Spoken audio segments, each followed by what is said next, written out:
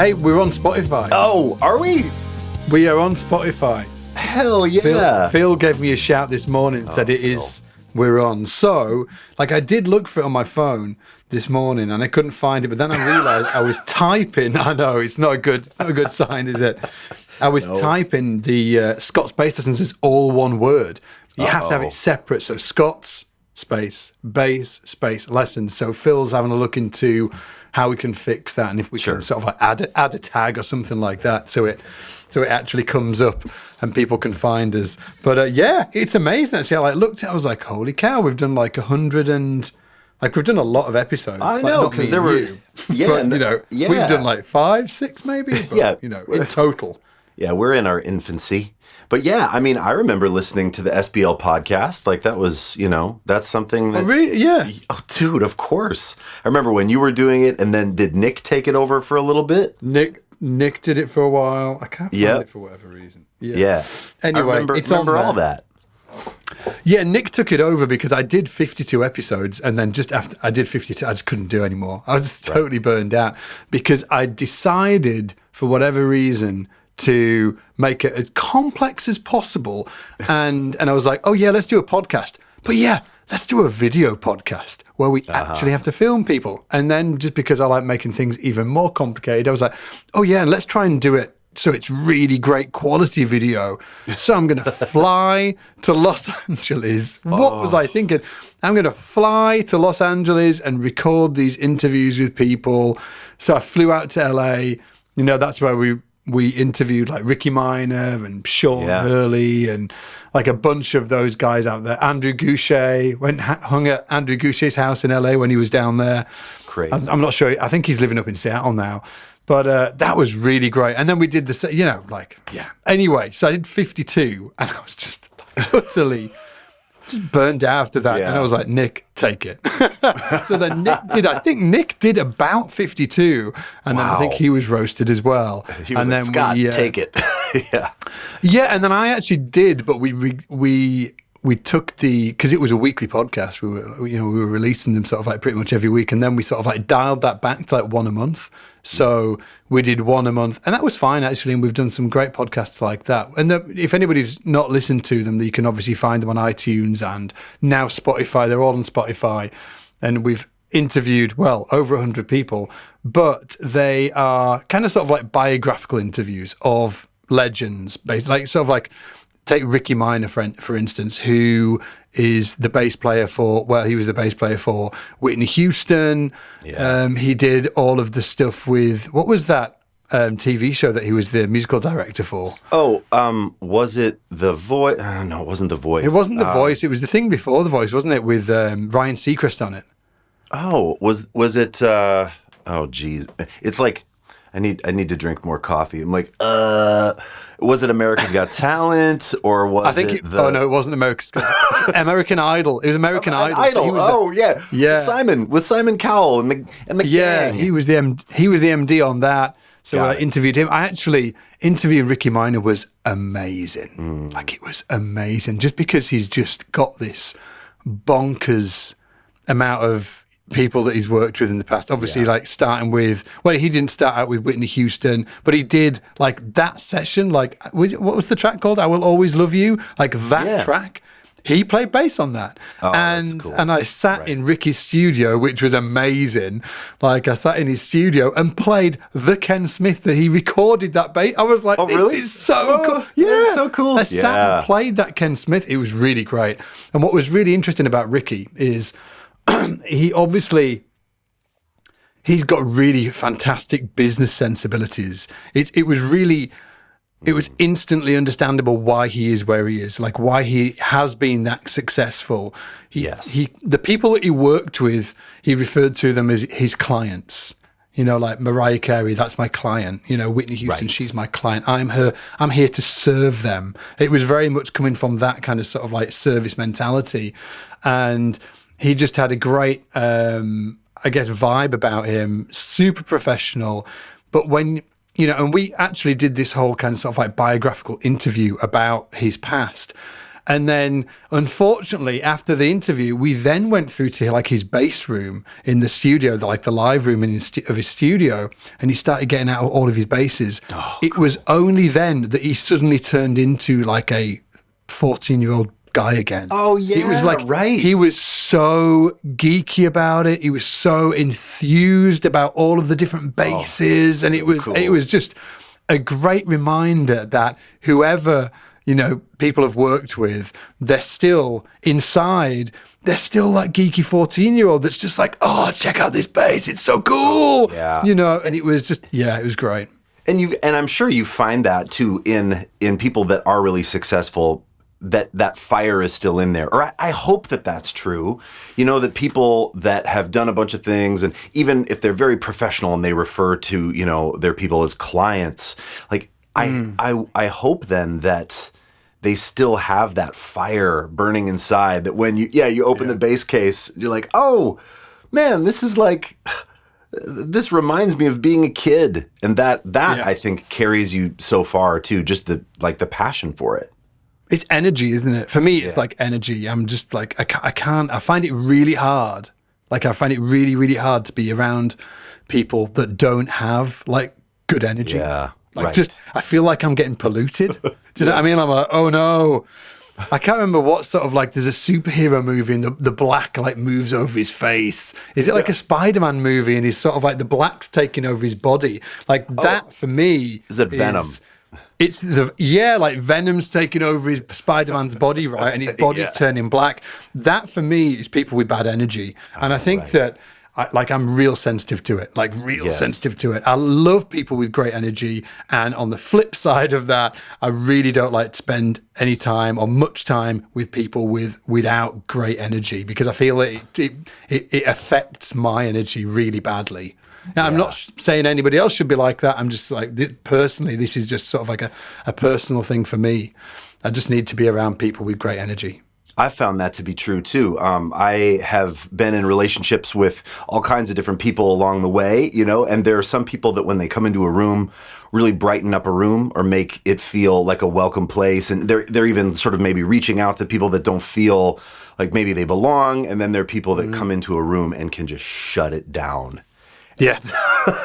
And I feel like those people don't last very long on the road or in music or in studios. The people that I've encountered that are dark, they have to either have some incredible ability that allows you to put up with the darkness, or they just sort of fizzle out and you're like, do I want to be around that all day? Yeah. Do you know what it is? It's exactly that.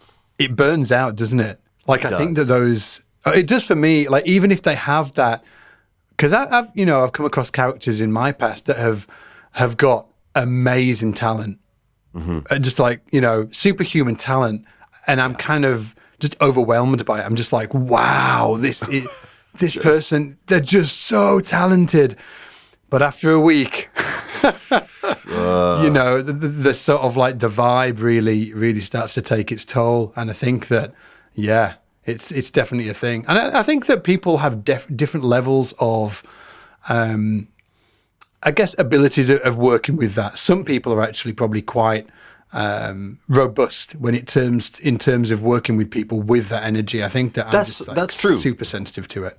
Yeah, that's true. And I think too, it's probably different if you get a break from that energy versus if you're on the road with that energy. I'm thinking about people in the studio, people with more of sort of a brooding thing, or that can be more difficult to work with, may actually find a little more success in studio world because you get to go home, but on the road. Yeah. Oh man, it's so hard to be around people that are complaining or that think the catering is a bummer. I remember I was on a tour opening up for a big band. The band I was with Eric Hutchinson was opening up for a bigger band, and someone in the bigger band, I mentioned the catering. I'd never been on a tour that had catering, and it was it was so amazing, Scott. There was delicious food everywhere, and I love delicious food, man. Ooh, there was a soft serve machine, dude. You can go get a cone, get that cone whenever you want. I was amazing. Like, ooh. And then I mentioned it to one of the band members in this other band, like, man, the catering. And he was like, oh yeah, I've been on tours where it's better. This is actually one of the worst. And I went, really? Wow. oh, and not to say that person was a dark energy, but like I remember in that moment thinking to myself, I never want to feel that way. I never, and I mean, I'm sure if I'd been on a million other tours, I'd start to rank the catering as well. But I thought, boy, I really want to remain grateful for this. Just like the people that went shopping for all that food. I mean, a tour is such an intense thing. All the rigmarole that goes into making that successful and making those catering businesses successful on the road. It's a big, big deal. So I just remember thinking, man, I want to love this. I don't want to start smack talking the catering. Gosh.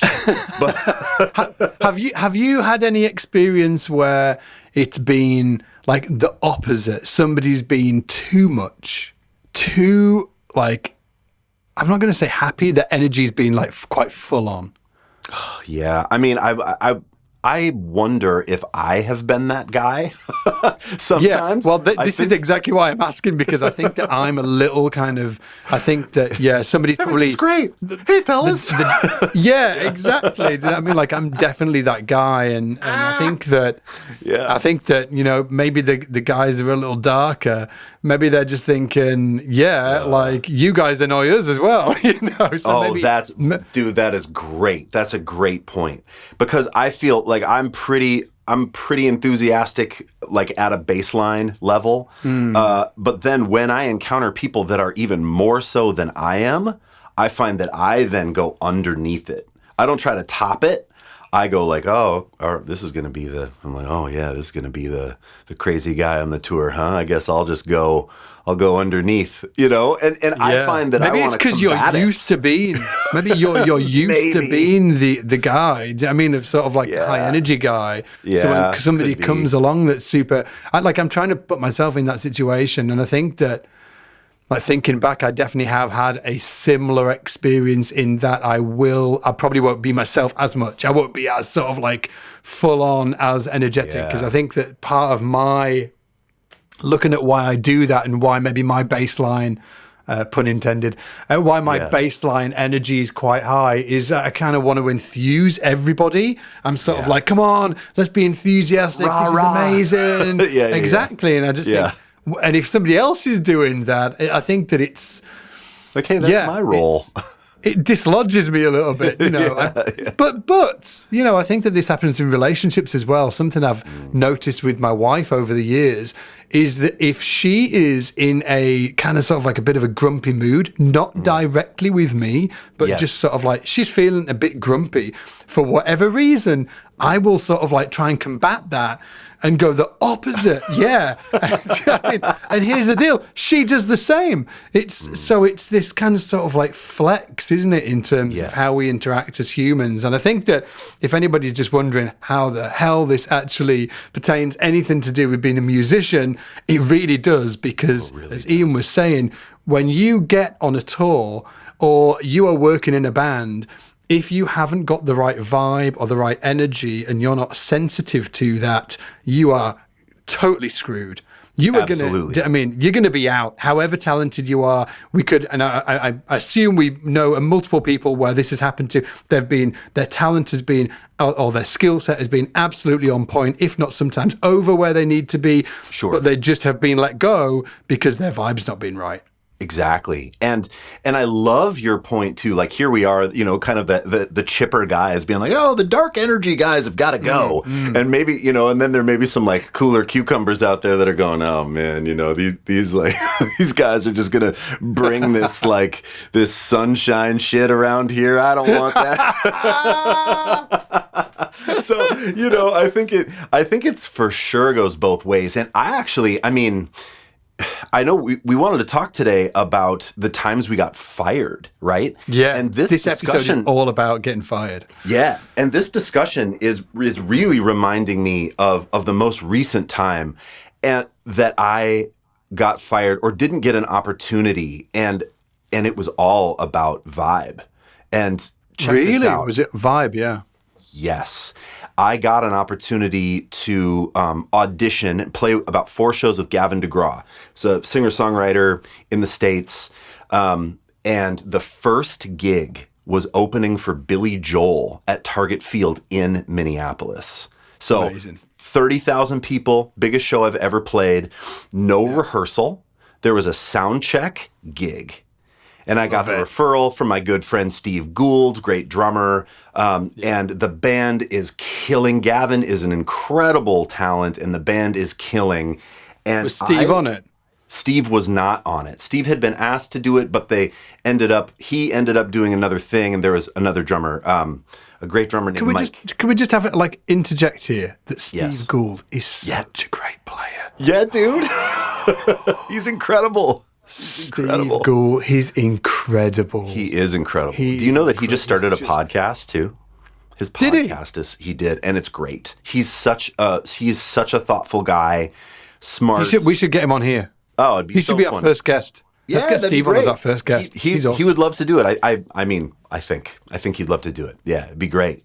But yeah, no, there was a drummer named Mike Baker, killing drummer, and the MD is a guy named Billy Norris, who is just an absolute beast. And I prepared for that gig. I probably had a month heads up. I prepared like I've never prepared for anything in my life. So that thing you're talking about of like, you can be the greatest player. And I'm not saying that I am, but I did the work so that when I showed up to that, I wouldn't be thinking about, oh no, where does City on Fire go in the bridge?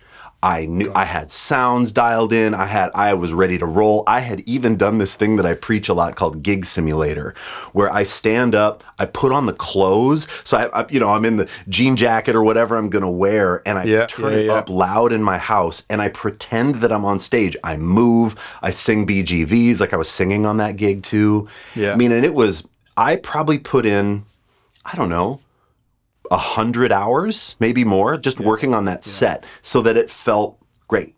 And then we did the gig, and it went really well. And then there were 3 others, and we did all those other 3. And over the course of the time, what I started to notice is that I brought that natural sort of like enthusiastic, sunshine, family man energy. Dad.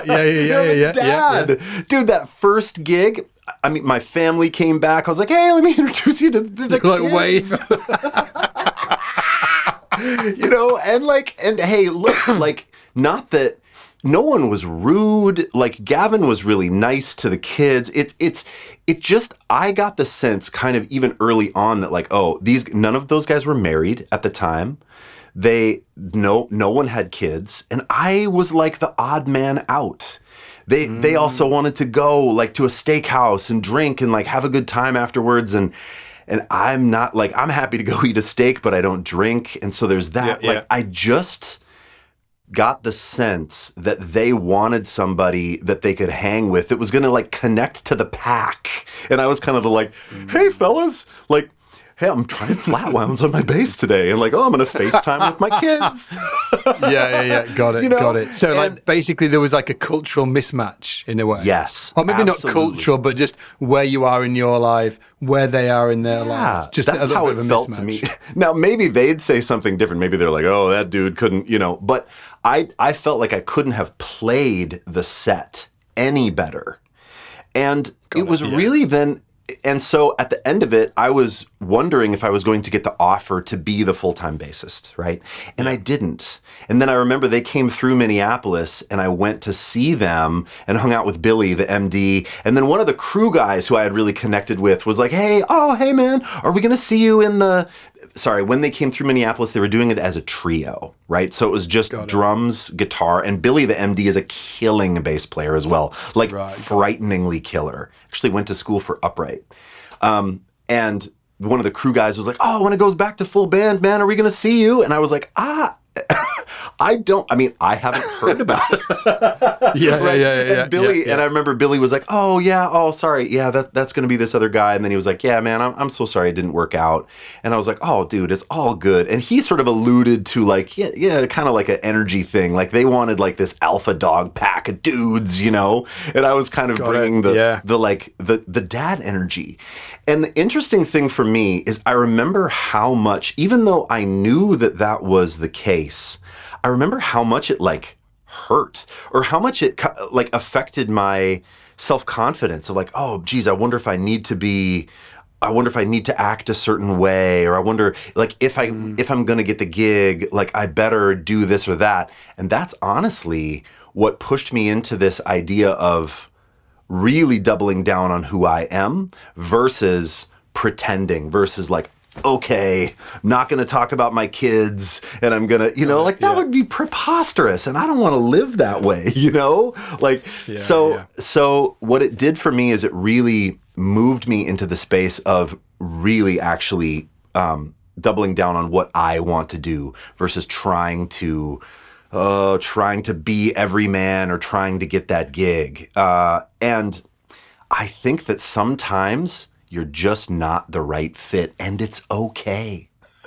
How long did it affect you for? Like I know that sort of like these things, for anybody listening that has been through this, I know that every single experience like this goes into that backpack of shit. Do you know what I mean? Like we're all sort of like carrying around this little sort of like backpack of shit, memories and things that hurt us in the past. But there's a sort of, and it's always there, right? It kind of sort of like, it becomes part of who you are. And, it's just a thing.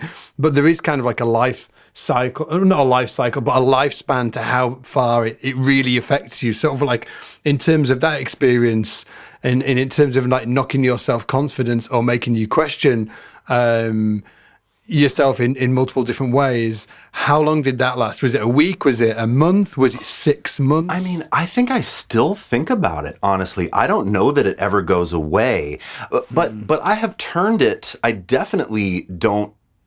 I don't think, oh, I wish I would have acted a different. Like, I definitely don't feel like, oh, I just shouldn't have introduced them to my kids. Maybe then I would have got the gig. Like, I'm not there at all. I feel actually very grateful that it was kind of a turning point for me where I'm like, okay, if I get this opportunity again, do I go in acting the cool guy? Or do I need to take a look at what I want to do and how to build my brand and how to talk about the things that I'm really into? So for me, it had a really positive effect. But of course, like I mean, even Billy actually just texted me the other day and was like, oh man, I love to see what you're doing. And that felt really good because, you just never know, like, why weren't you the right fit? I mean, I have guesses, right? But I think about it a lot, and I talk to people about this a lot too, where like, it's that thing you said, sometimes even if you're the greatest, even if you're doing the job really well, you may not be the right person for the gig. And it's not even necessarily like personal, or it's not meant to be mean, or it's not like you got fired. It's just like you did something awful and got fired. It's like, well, no, we want to, like, it's like a job interview. We're looking at all the candidates, and you were fine, but we're going to pick this person instead. Yeah, and I think you're exactly right. I think it can obviously happen to anybody, and it can happen to anybody at any experience level as well. And I think in terms of that particular experience, it could have been multiple things, but it could have also been that there was this other dude, Mr. X, that they actually all knew already. Sure. So they all know already, and maybe culturally, like maybe he's single and stuff like that. So maybe and they're just like, oh, should we just get that guy? Because we already know him anyway. And I mean, like, and Ian's great, but we'll just get so and so because we already know him. We've done some gigs with him before. And do you know what I mean? Like, so I think that in our minds, it somewhat always goes to the darkest place. I think it's easy for that to happen. It's like, I wasn't good enough. Right. I'm a bad person.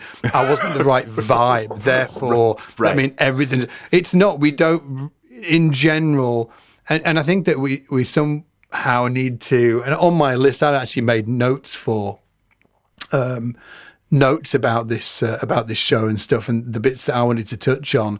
But I think that somehow we need to, even though we always go to the darkest place when something bad happens, we need, and I haven't got any answers, but I do know that somehow we need to be able to ratchet ourselves away from that darkness and be like, oh, actually, it might have been something completely out of my control. For sure. Like completely out of my control. So, right. And there's so it is tough. It is tough. I think like on mine, I've just put like what I learned from getting what I specifically personally learned from getting fired. Yeah. So like number one is you are going to get fired.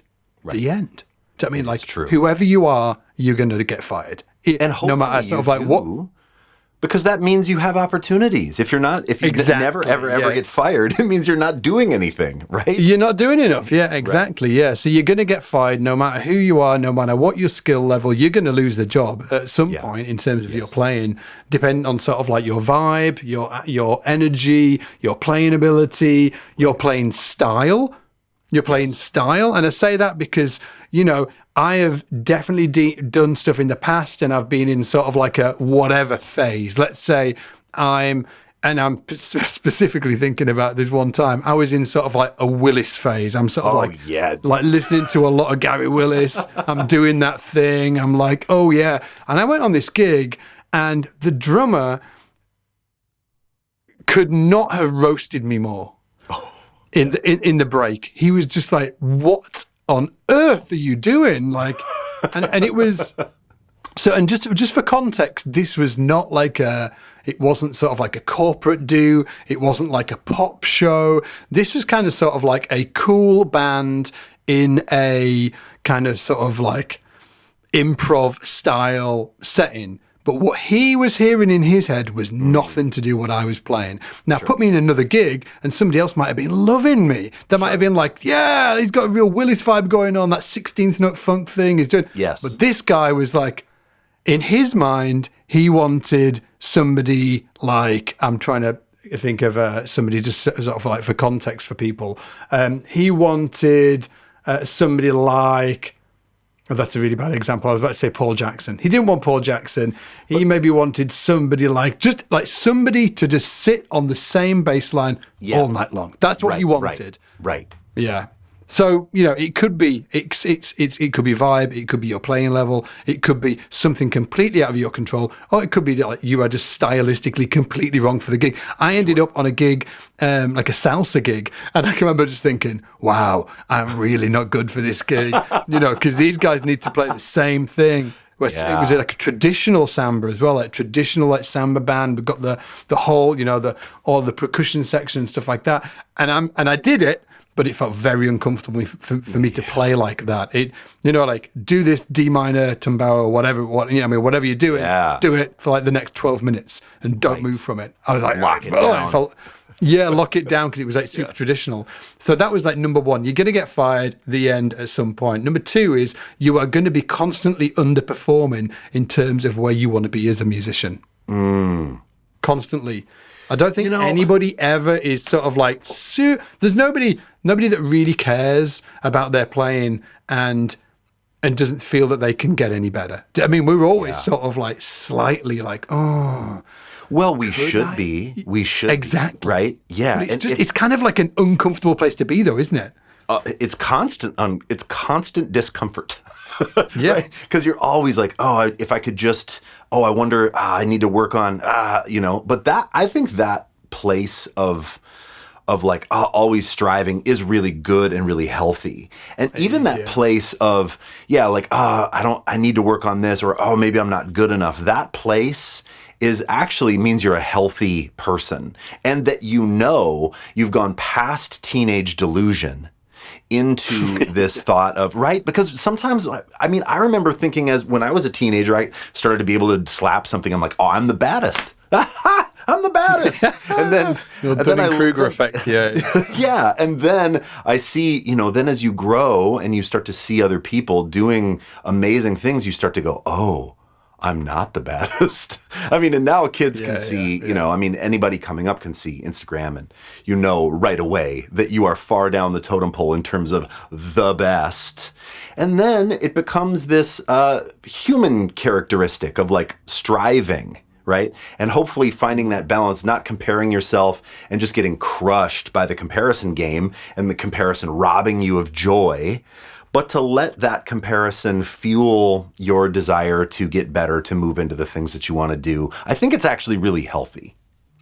I do as well. I think it's healthy as long as you get comfortable with it. Yeah.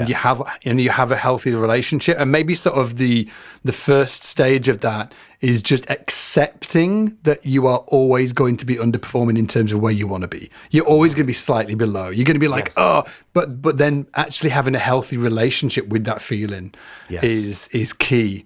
So yeah, that's my second point. My third point was, and this kind of ties directly into the last point, is you are always going to suffer from self-doubt in some way, like always. Like, which is why there's so many muso jokes about self-doubt. You know what I mean?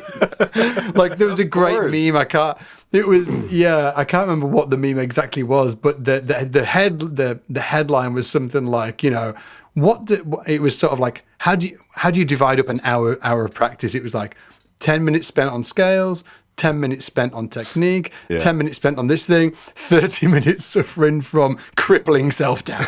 Do you know what I mean? And it had like 10,000 likes. Yes. Do you know what I mean? And I think that's the reality of it. And again, I think that self-doubt does affect us all. And I think, again, it's like, for me at least, I'd love to hear your take on it and where you are with this, because I certainly suffer from self-doubt in many ways. But it's having that healthy relationship with it, and having certain frameworks to help you through that self-doubt, so you don't always go to that dark place that we were talking about before. Oh, I'm suffering from self-doubt, therefore all of this worry, all of this doubt that I've got is true and it's bad. You know, like, what's your take on it? Oh man, I mean, I love that. I love that these are like the tenets of this talk today, like your bullet points, because I find that the healthiest people and the people that are the most fun to be around suffer from this stuff. If you're a healthy human, you don't think that you're the best, the end. You think that you're the worst, maybe not the worst, but you think that there's always so much room to go. And I think that is actually the sign that you are starting to figure shit out, that you're starting to figure out that like this is a lifelong journey. I've worked with enough narcissists in the industry that don't maybe have that, or their alpha vibe is so strong that they just exude nothing but confidence. Maybe it's a cover, but maybe it's an affliction. Whatever it is, it's not fun to be around. The best people, the people that I feel like are the most comfortable with themselves, actually, all suffer from self-doubt and just manage it. You know, they're just constantly thinking about how to manage it and about how to double down on yourself and their skill sets and show those things. I think for me, I have a good example of even just very recently during COVID, I run across Andreas Rotmostrovsky from SBL, because you know Andreas, and posted about him, and I ended up taking a lesson, and I thought his chord vocabulary, I think, is maybe the most advanced on bass of anybody living. I mean, it is, and I've never seen anyone, even the greats, do it quite as fluently as Andres. Like, it's crazy to me. And so I took a lesson, and I took a seminar, and I'm like, I want to do this. And then I realized just how deep the rabbit hole was. And he's showing me, and I'm going through my inversions and struggling, going, God, I wish I have a really hard time seeing first inversion and all the keys, you know? And I just remember there was a moment where he said to me, hey, you know, you can work on this, yes, and like get this together, but also, he's like, I'm not playing like you. He's like, I see the things that you're doing. I don't know how to get those sounds and do that. He's like, if you want to make some duo music, because I was really inspired. I wanted to do these duo projects. Yeah. Like he was doing. And he was like, why don't you just do them like you would do them? And I was like, oh. So, and not for it to be a cop-out, like, oh, now I just don't have to learn anything else and I can just play my single note, baritone style bass guitar thing. But he said, why don't you just double down on that and make music and then still work on this stuff in the background? But it doesn't mean that, because you don't know all of the inversions and and you don't have a high C on a bass, it doesn't mean that you can't access this music. Like, just do it like you would do it. And boy, that is an amazing place to get to, where if you're sort of feeling crippled by self-doubt, or like, you're always feeling this thing of like, I'm not good enough, I can't do it, maybe next year, maybe after, I learn this, I'll be able to do it. That is bullshit. That's the negative thing, where you have to just say, well, what can I do? It's that scarcity mindset, right? Like, or being on offense. What can I do? I can play these notes. Maybe I can make some music with these notes, and then start doing it. And then I think that balances that relationship with like, I have so far to go. That's reality, and that's good. That's healthy human self-doubt but I do have some things that I think I'm good at. And they're these things, X, Y, and Z. And I'm gonna maybe lean into that a little bit. So that, at least for me, is how I have, even to this day, very recently, that's how I address it. I start to think, well, yeah, I'm never going to play like Victor Wooten, but what can I do? I'm never going to play like Andreas, but what can I do? That helps me. Man, somebody needs to write a book on how, like, mental approach of musicians. I wonder if there's a book out there that actually talks about that. I think it would be really well received. If somebody did a really great job of it. Yeah. Anyway, I really do. You're right. That there's just sort of like, I think that a lot of the things that we've been speaking about over the last few weeks have kind of been rooted in the like a psychological approach. I'm not sure if that's the right terminology, but like a lot of sort of like, psychology, how you think about things, like on a fundamental level. And I think that like, and it kind of seeps into everything, doesn't it? Like, how to get good on an instrument is going to come down to how you're thinking about it. It's not going to actually come down to anything else other than how you think about it, and so like how you approach it, and all of that stuff. Like, getting out there and getting gigs. It's all going to really come down to like, how you think about it and how you feel about it. So it is really interesting. So Headspace. If anybody's listening wants to write a book on this stuff, go for it. I want to know for you, maybe Scott. We could get this. Do you know what they did at 37 Signals?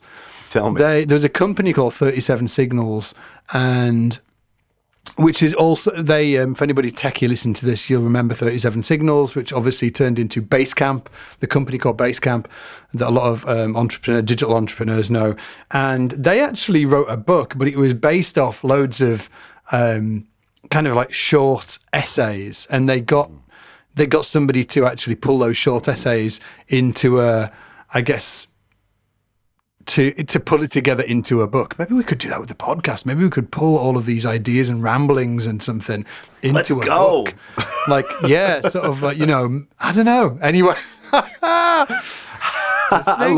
love it. How to bass dad. But for musicians, something, just like healthy, I suppose, sort of like healthy mental approach for musicians or something like that. Anyway, what I was going to say to your point, before we jump into it, what I was going to say is that you said that you've known many people sort of like of that upper level that didn't seem to have that self-doubt, and you questioned whether that was a cover. I think sometimes it is. I think that I've known some really, really fantastic musicians that, interestingly, like world-class musicians that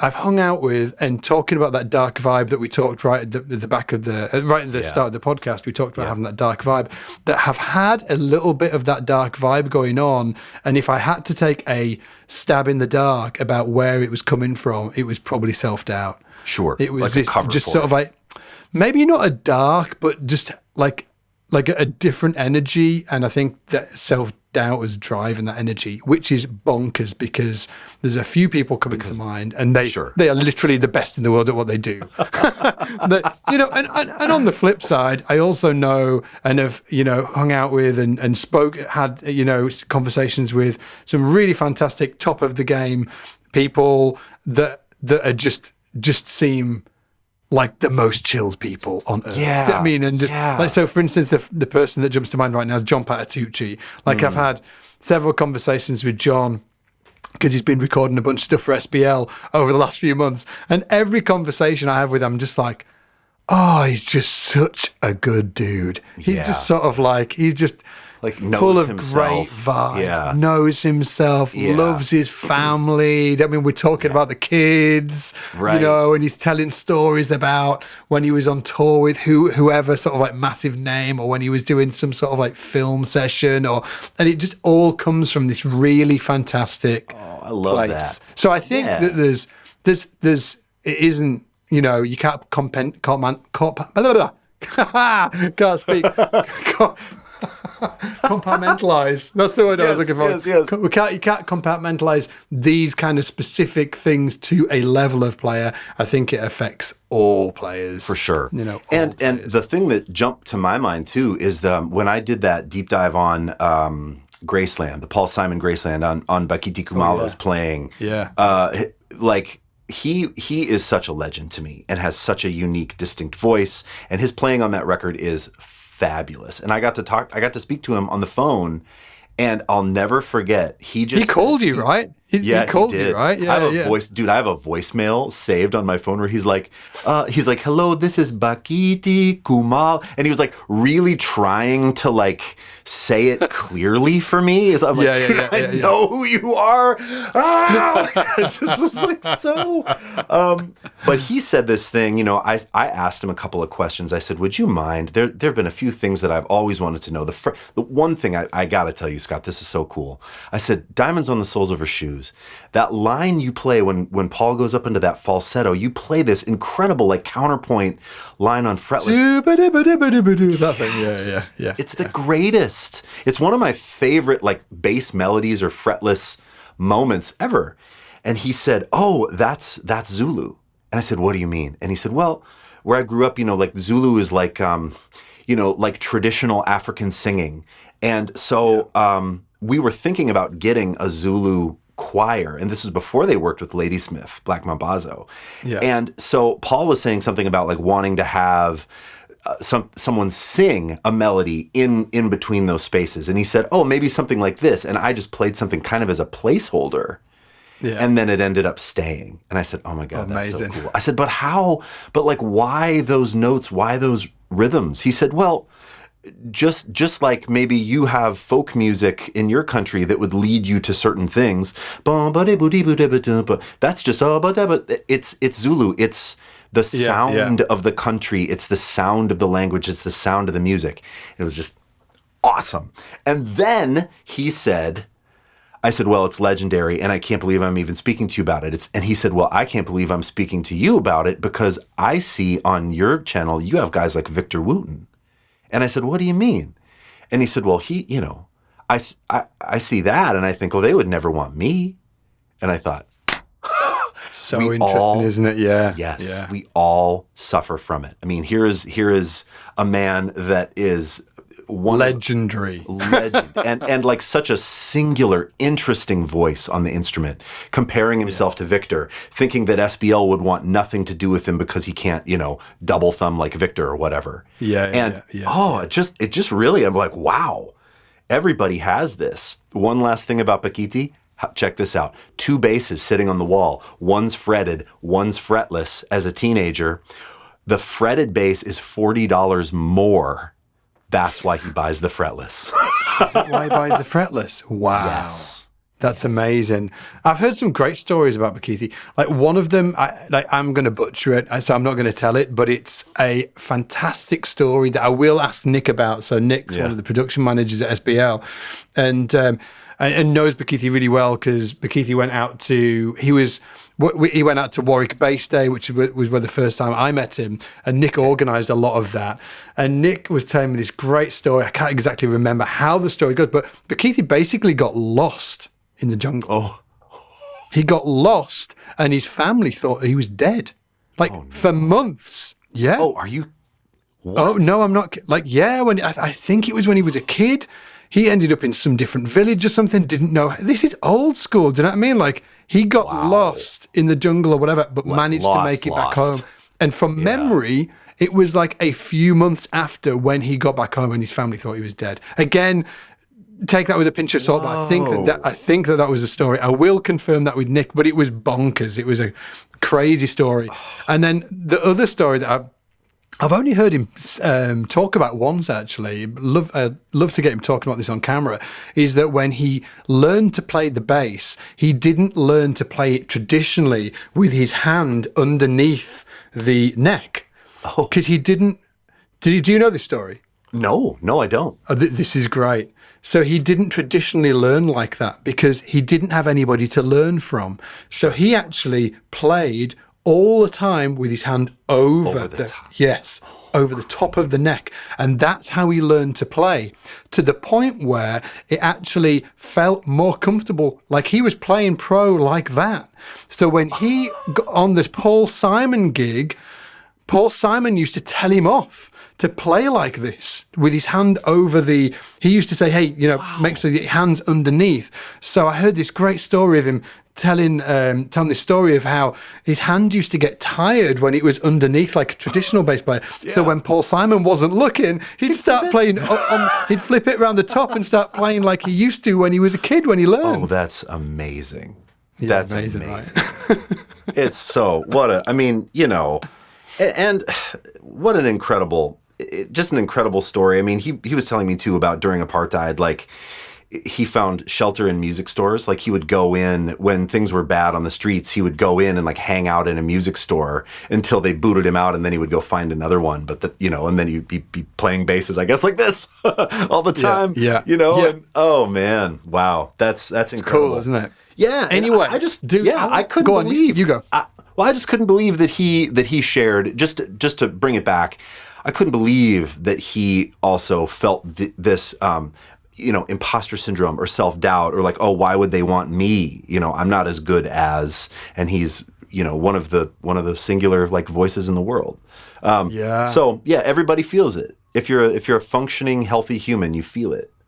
It's strange, isn't it? The whole thing freaks me out. Again, I think that we talked about this a few weeks back, and my point was, I think that I can't remember exactly what we were talking about, but it was something. My point was that we actually the truth in our heads that we're telling ourselves isn't the actual truth. Yeah, right. We're just sort of like, in general, we're just way off, and Bakithi obviously there was a great example of it. Like, he isn't fully aware of how legendary he is. Like, exactly. I mean, like, he just doesn't see that, does he? And I think that, and that can seep into all of us at all parts of our lives, and we think we can't go do something because of whatever, and ultimately, and no one else sees it that way.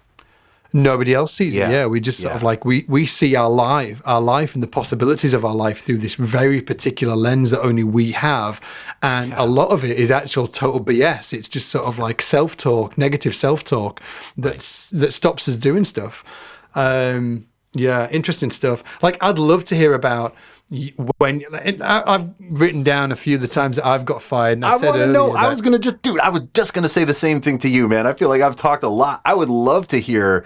I mean, I'm sure the community too, man, would love to hear something about. I mean, I've got a couple things too, but I would love to hear one of yours. Like when you I've got booted. I've got four specific ones that when I thought about it earlier, I was like, oh yeah, there's these times. Like, I'm sure there's been other times when I've lost gigs or whatever, but these ones were the ones that stuck out.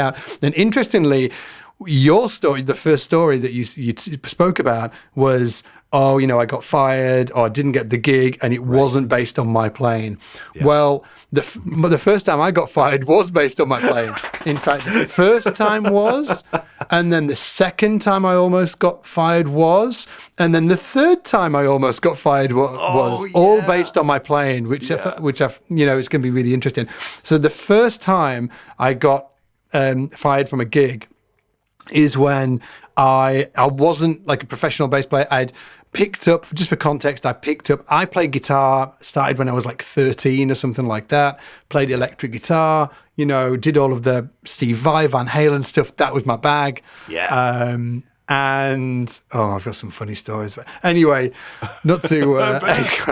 we want to know it all. We want to know it all. So, oh man. So I'll tell it. I'll tell it another time. I got a gig on guitar, a jazz gig on guitar. The way that I got that gig was just so funny.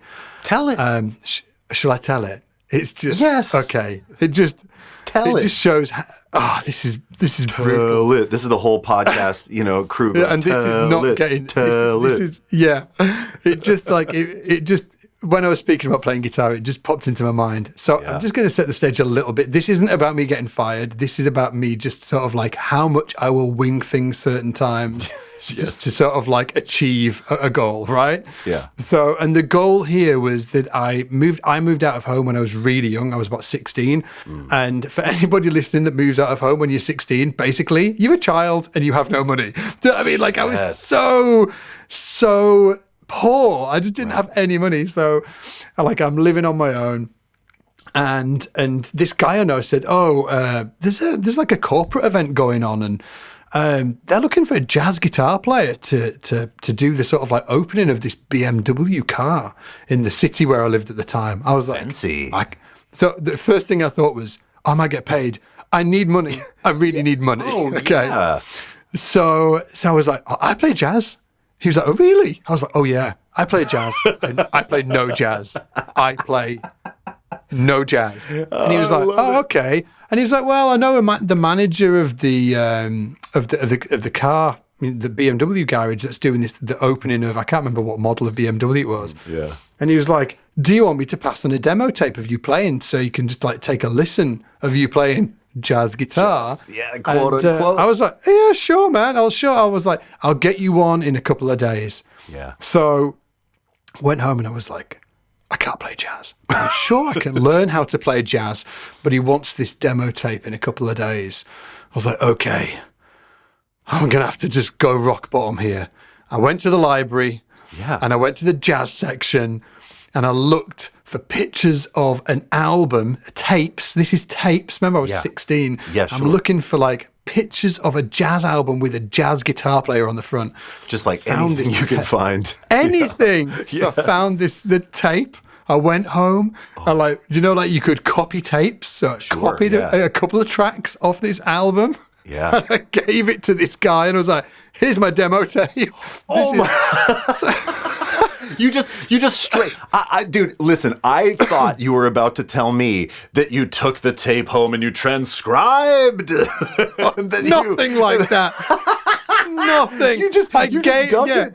Oh my God, dude, that is great. I was just desperate, man. So I gave him this tape. A couple of days afterwards, I got like a call on the old school phone. God. Like, ring, ring, ring. Okay, yeah, you've got the gig, man. I was like, okay. Cheers. I got the time to put the phone down. I was like, oh shit, I need to learn how to play jazz guitar. So now the funniest thing is that number one is that the guy, I didn't know any jazz guitar. The only guitar players I knew were Steve Vai and Joe Satriani and Van Halen, right? Right. I didn't know any. The only reason I picked up this tape is because it was like there was a jazz guitar player or a guitar player, big-bodied jazz guitar thing on the front cover of this album. Okay, that album was Joe Pass.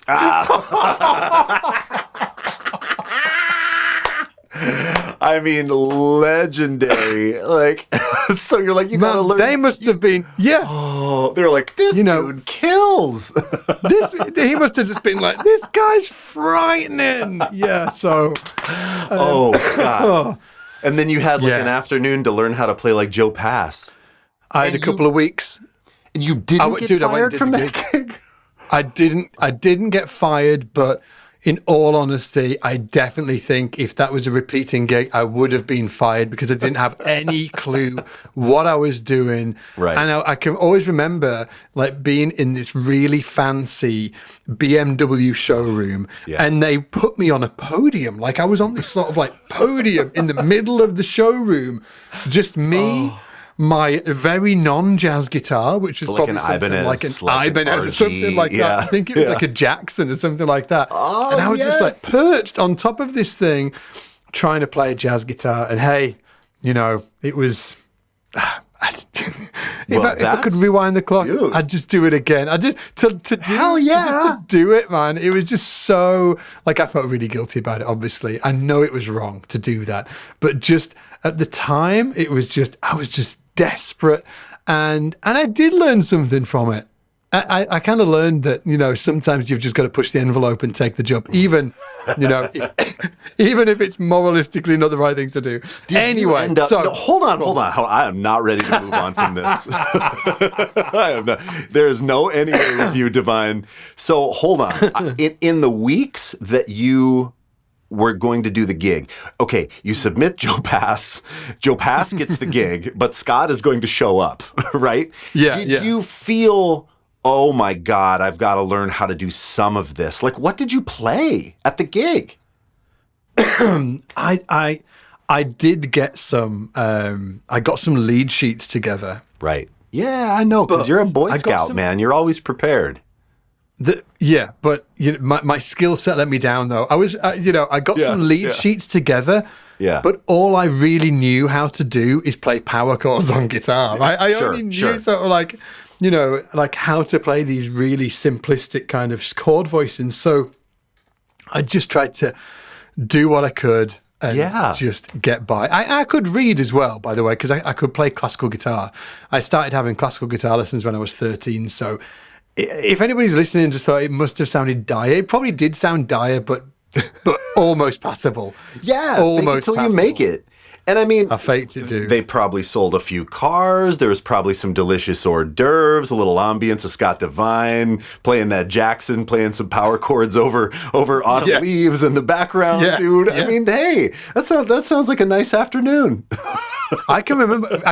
Oh no, it was on an evening, dude, and everybody was wearing ball gowns and stuff. It was like super fancy. Oh, yeah. Okay. And I can remember playing these chords, just thinking, this jazz stuff sounds weird. I can like legit. I go, whoa, this jazz stuff sounds weird. I can remember what the tune was as well. Yeah. The tune was "All of Me." I can remember like, "All of me, why not take all of me?" I mean, it's like C6. Well, that's C6. I can remember thinking, what's a C6? No, I was just like, what's a C6? I'll just play a C power chord. And then the next chord's like D7. I'm like, ooh, like that sounds weird. These jazz chords sound weird. Just play a D power chord.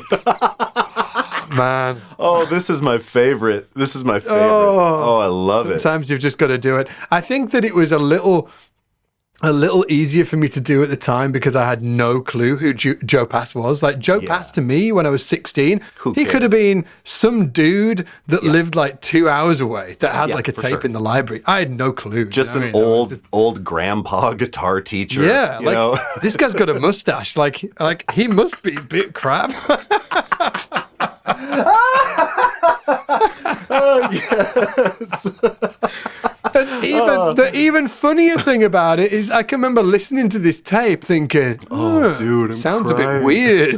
It sounds a bit weird. Yeah. This Joe Pass dude, he's not any, I mean, like, he dude, needs to sort of go, Joe Pass needs to go to the chop shop. He's got to get in the shed, man. Hey, listen, I remember the first time my teacher showed me Jocko, showed me Donna Lee, I pretended to think it was great.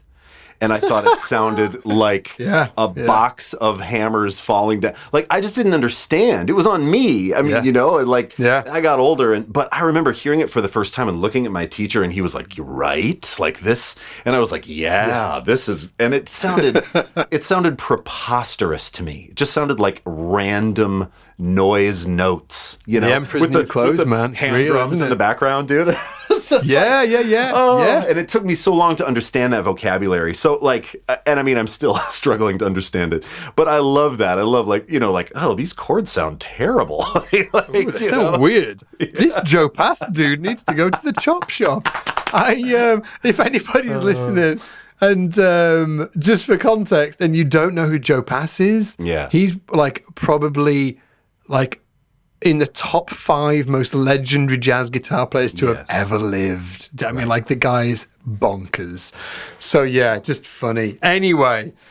Oh, now let's get out of guitar land. Yeah, let's get into back into bass land. Yeah, now you can let the anyway go. Yeah. Hopefully nobody's listening to this thinking, "Oh my word, what did you do, Divine?" Hey, I was a chancer. I was 16. It was just the way I was wired. Dude, you were making it happen. You were making it happen. Chancer, I mean, dude. This is honestly the story of your life, really. Like, boy, I mean, you want to talk about writing a book, writing some memoirs, like that the second time. Okay, yeah, please. Yeah, the second time I almost got fired was exactly this kind of thing. It was another one of these. But the first time I got fired was actually, I just picked up a bass. I was working as a luthier. Like, luckily, when I was just over 16, I got the gig making basses with Overwater. Overwater, yeah. Just sort of like everything lined up. I was just super lucky to get that gig, and started making basses. And picked up a bass for the first time and was listening to bass music. I was listening to like Brand X, like Chris, who owned Overwater. He'd play like Brand X. So Percy Jones was on bass. Yeah. Phil Collins was playing drums before Phil Collins was in Genesis and stuff like that. So it was like all of that. He was also playing like Weather Report, which I didn't understand it, but I was like, oh, this is cool. Do you know what I mean? Like, there's some good stuff going on here. But he was playing a lot of bass-centric music. There wasn't a lot of guitar in the stuff that he was playing. So I was like, oh, this bass thing might be cool. So I picked up the bass, was learning some stuff. And just through, like, I was playing in bands, playing guitar in bands at that point.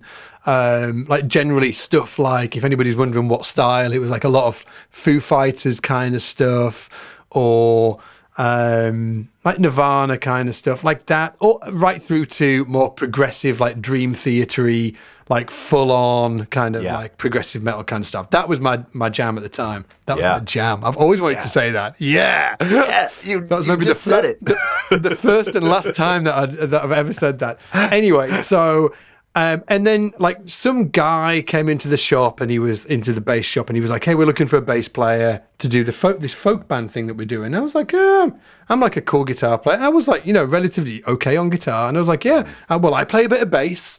I'd love to, I'd love to come for a jam on this. And it was a semi-pro gig. He was gigging sort of like once a week, needed a bass player for the band. And I went and did a couple of rehearsals and then a couple of gigs, and just got fired.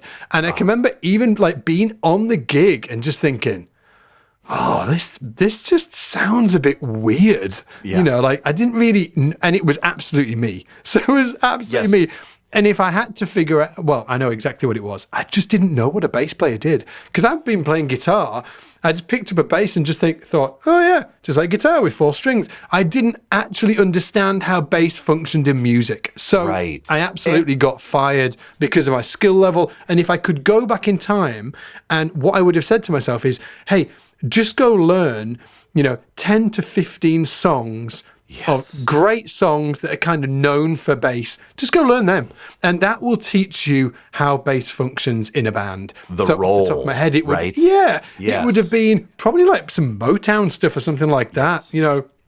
I don't know, like I Want You Back, or Sitting on the Dock of the Bay, or I mean, like maybe like it doesn't even need to be any sort of like Signed, Sealed, Delivered, nothing complex like any of the Jameson stuff, just simple bass lines. Just learn how bass lines actually work, and then go and listen to some damn folk as well, because it's a folk gig. You should probably learn how, but I just really didn't understand how it functioned within a band. There was no YouTube, there was no lessons. It was just like, I had this thing. I didn't really understand how a bass player, or what the bass player did within a band. And you could I was listening to like Mark King and Victor Wooten and those guys, but but I was in a folk band, so I didn't really know what I was meant to do. So I was absolutely fired for my skill level and my understanding of what a bass player. Yeah, well, interestingly, just to sort of like settle on that point just for 1 second, it wasn't anything to do with my playing ability from a technical standpoint, because I was a really technical guitar player.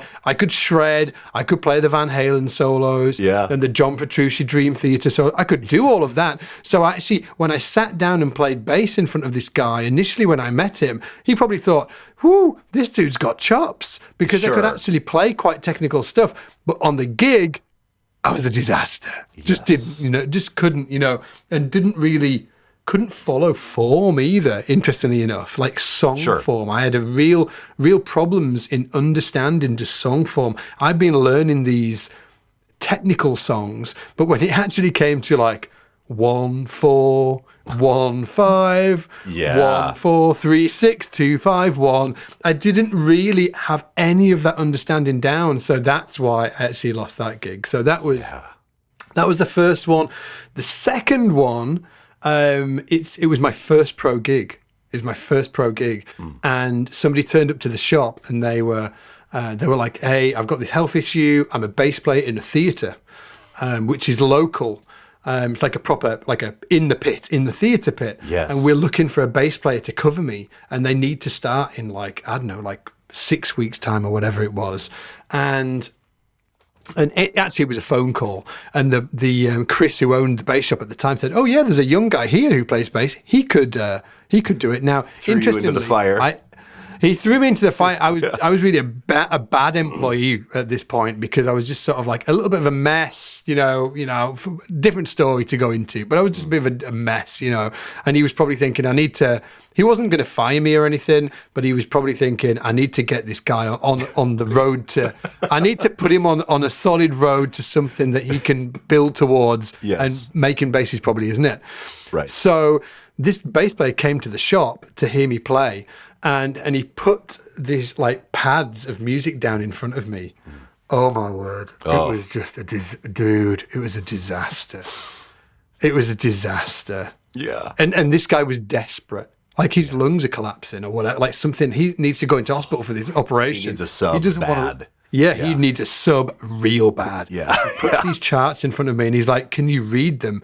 And just, just because of the way I am, I was like, yeah, sure. Yeah, of course. And I just tried to read them. I'm just like, fake it until you make it. So I just sat down and I just tried, and I could read treble clef relatively well because I played classical guitar, but I couldn't read bass clef at all. So I was like trying to transpose in my head in front of him, sight read, and the track as well that he put down in front of me was Wham.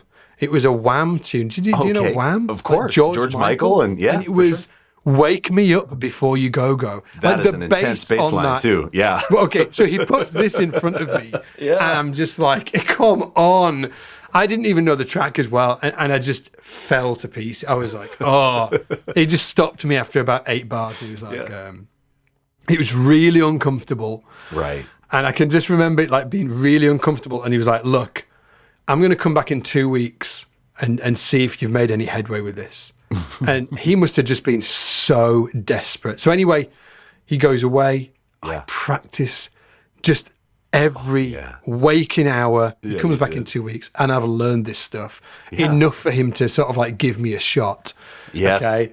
But I turn up on the gig, and I get by the skin of my teeth, man. By the skin of my teeth, to the point where the drummer openly says, I'm paraphrasing, but he openly says something along the lines of this: there's no way you're good enough for this gig, and you would absolutely be not coming back on the next gig if we had somebody else. You have to get better. I was like, oh, that's great. Oh, that's great. Brutal. So, and I'm doing this. This gig's every night of the week, 6 nights a week. For like, I think it's like a month or 6 weeks, or maybe even, I think it was like 4 to 6 weeks or something. So it's brutal. And not only is it brutal, Groundhog Day, not only is it brutal, it's not like every night's different. It's 3 rotating nights. The first night was one set of tunes. Wow. The next set was 80s and 90s night. So we were playing all of the 80s tunes that, like, with really hard bass lines. Yeah, of course. And then the next night was West End and Broadway. So I was like playing all of these shows with like bars of like 6, 8, and 7 and 9 and odd Sondheim tunes like, oh, I can remember like reading Sending the Clowns for the first time. I was just like, what is going on? And so it was just sort of like, I was just in the fire, and I managed to scrape through by the seat of my pants. But it was, the reason why I'm mentioning it is because I should have been fired, and they wanted to fire me, but they couldn't because they didn't have anybody else. They didn't have anybody else. But you know what? It was 4 to 6 weeks of hell, and I made it through, carrying all of the self-doubt along with me, and doing all of that. And I made it through, and when Mike, the guy whose gig it was, when he couldn't do that gig, so he went in for this operation, and it ultimately ended up he couldn't do the gig anymore. Yeah, they actually hired me. Oh, so really? I got, they gave me the gig, man. Yes, it's amazing. Yeah. So, well, the two really fantastic things that happened from it. Firstly, like that 4-week experience changed my life. Before that 4-week experience, I didn't know what the heck I wanted to do with my life at all. I was just just lost. I was like, what am I doing? And then I did that 4 weeks, and I was like, you are kidding me. You can actually do this as a living? Like that. I didn't even know you could do that. I was like, you could actually just sit and play every night and play great music with a great band and get paid real money. Yeah. It was just mind-blowing. Like in heaven. So after that 4 weeks, I was like, okay, well, I need to go be a professional bass player. So that was the moment where I was like, I'm going to be a pro bass player. After that, it was like life-changing. So even though it was really painful to go through, and the band hated me for like 50% of the time, and like kudos to those guys as well. They were cool at the same time, like because I was super young. I was like, I don't know, like 17 or 18 or something like that. They were probably like late 40s, and they were really fantastic musicians. And they did, they helped me, even though they hated me. They didn't hate me personally, and they definitely helped me and gave me tips and kicked my ass when I needed it. They certainly kicked my ass. So got through it and was like, and then and then I had a this realization of I'm going to be a pro musician, and then immediately after that left my job at Overwater, and I moved to the biggest city I knew, which was Leeds, which is where I am now. Yeah. Moved to the big city actually, I wanted to go to music school, but I couldn't get into music school, which was a whole different story. Tried to get into music school. I had no qualifications because I pretty much dropped out of school. They wouldn't take me. So I just thought, well, I'm just going to move to Leeds, and I'm just going to be among the musicians who are at music school. I'm going to hang out with them guys. I'm going to get to know them. I'm going to go to all the jams. I'm going to go and find cool teachers. I'm just going to do music school, but I'm not going to actually go to music school. So I moved to Leeds. But as I did that, like a couple of weeks afterwards, I got a phone call from the MD of that gig, that 4-week gig. The gig I did that I nearly got fired from, should have been fired from. And he was like, look, do you want the gig? I was like, oh yeah, man, I'm on it. So I actually did that gig, and I did it for over a year. So it was amazing. Cool. Dude, it was one of the best schooling experiences ever, because it was this rotating different styles, doing sort of like 60s, it was like 50s and 60s stuff, and then I was doing the Motown stuff, and then I was doing the Broadway and West End stuff, the show tunes, and then I was doing all of the 60s and the 70s and 80s stuff, all the disco stuff. So, and I did it for a year, and it was amazing. And I learned to read. I learned to read on that gig, just actually doing the tunes. Man. And then after that gig, I'm sure of, like, that gig ended because the budget got cut, and the band, we had to record the tracks, and all of that got put onto track for the show to actually just use as tracks. Now, interestingly, just to I guess sort of like show you where my level was at that point, they got Mike back in to record those tracks. Which really hurt at the time. I did that gig for a year. And then they were like, we need to record these tracks for the theatre to use. Actually, we're going to use Mike, because Scott, you're really still not up to the scratch where you need to be. And I was like, but it was what it was. And I took it on the chin. It was fine. They were super transparent about it. I was cool about it. I was like, I get this, And then And then maybe a week or a few months after that gig finished, I then got a phone call from Mike, who gave me that gig originally. Yeah. And he's like, hey, I've just been offered this gig on a cruise ship. I was like, Yes. on a cruise ship? People gig on cruise ships? He was like, oh yeah, I've just been offered this gig on a cruise ship. It's going away. It's 6 months. 3 months going around the Caribbean and then 3 months in the Mediterranean. He was like, do you want to do it? Do you want to try out for it? I was like, oh yeah, because he couldn't do it because of his health. I was like, yeah, amazing.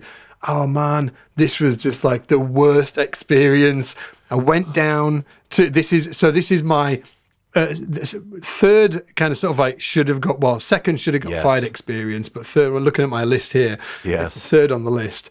But went down to the audition, and the key part to the story is they were going away in like 4 weeks or something like that, and finding a bass player who can commit to drop everything and leave the country for 6 months of his life not in easy. just 4 weeks time is impossible. Yeah. So they just didn't have anybody, right? So I went to the audition, and this MD was brutal, and he was notorious for it. In fact, I heard a story where he actually, in the break of a gig, picked up a bass player's bass, opened the back of the theatre, and threw the bass player's bass into the street, into the road, and ordered him out of the building, and played the rest of the gig doing left-hand bass. This guy was notorious. He was brutal, right? I didn't know anything about this guy. I'd never heard of him.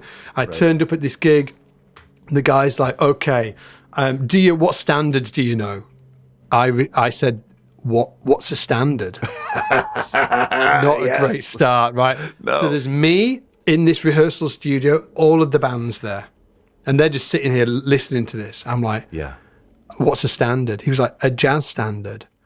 I was, I don't know any of those. You're like, I got a tape at Joe Pass. Can I? Yeah. And he's like, well, can you read lead sheets? I was like, yeah, I can read a lead sheet. No, I couldn't read a lead sheet. I'd never really, not especially not on bass. Maybe on guitar a little bit, but not on bass. I'd been reading notation for the last year. Just notation, not sort of like a lead sheet with just chords. So he plonks his lead sheet down in front of me, and then he's like, right, just two feel to get started, and then we'll go into the walking bass. I didn't know what two feel was, so I didn't know what a two feel was. I'd heard walking bass. I didn't know how walking bass lines were constructed. I knew they sounded like this. In my mind, right?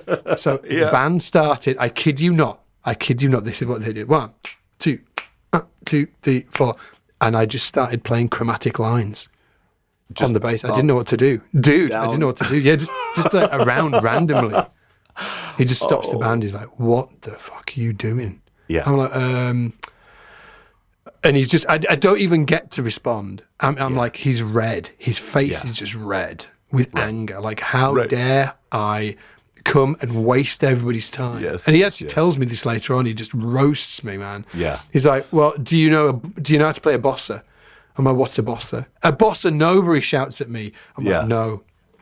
So he shows me him. He's like dong dong dong dong dong dong dong on the keyboard. I'm like, okay. So, and then he's like, right, okay, let's do this. So, and it's You Are the Sunshine of My Life, Stevie Wonder, right?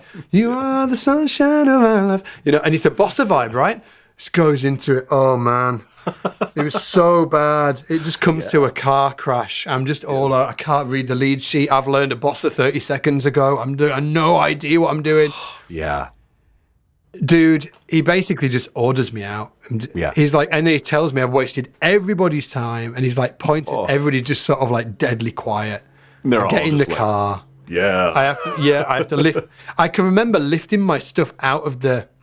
I can remember packing up my gear and lifting my amp and having to go in and out of the rehearsal studio to get it into my car, and the tension in the room.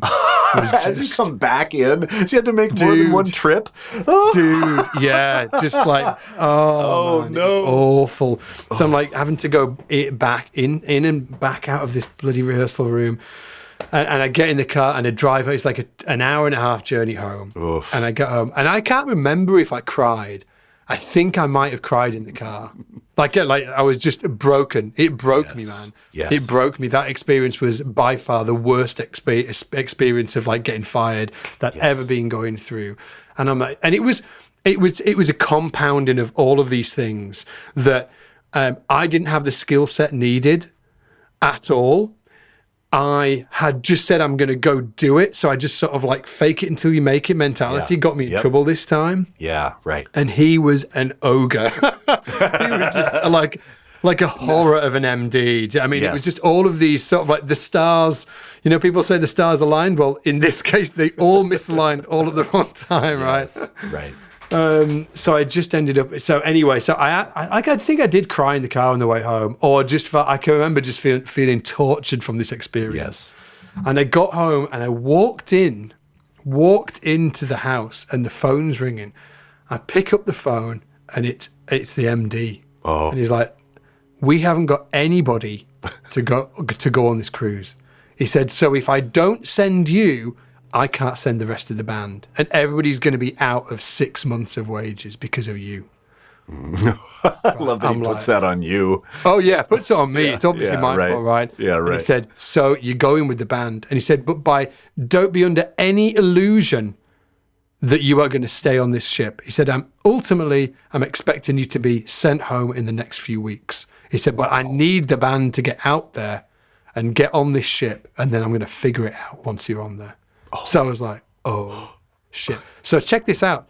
I had to like cancel all my gigs I had to get on this damn ship, knowing that I was probably going to get sent home in 4 weeks. Wow. So, yeah, so it was awful. So anyway, long story short, I should have been fired. He pretty much did almost like fired me, you know, but then had to phone me back and said, "Look, you're going.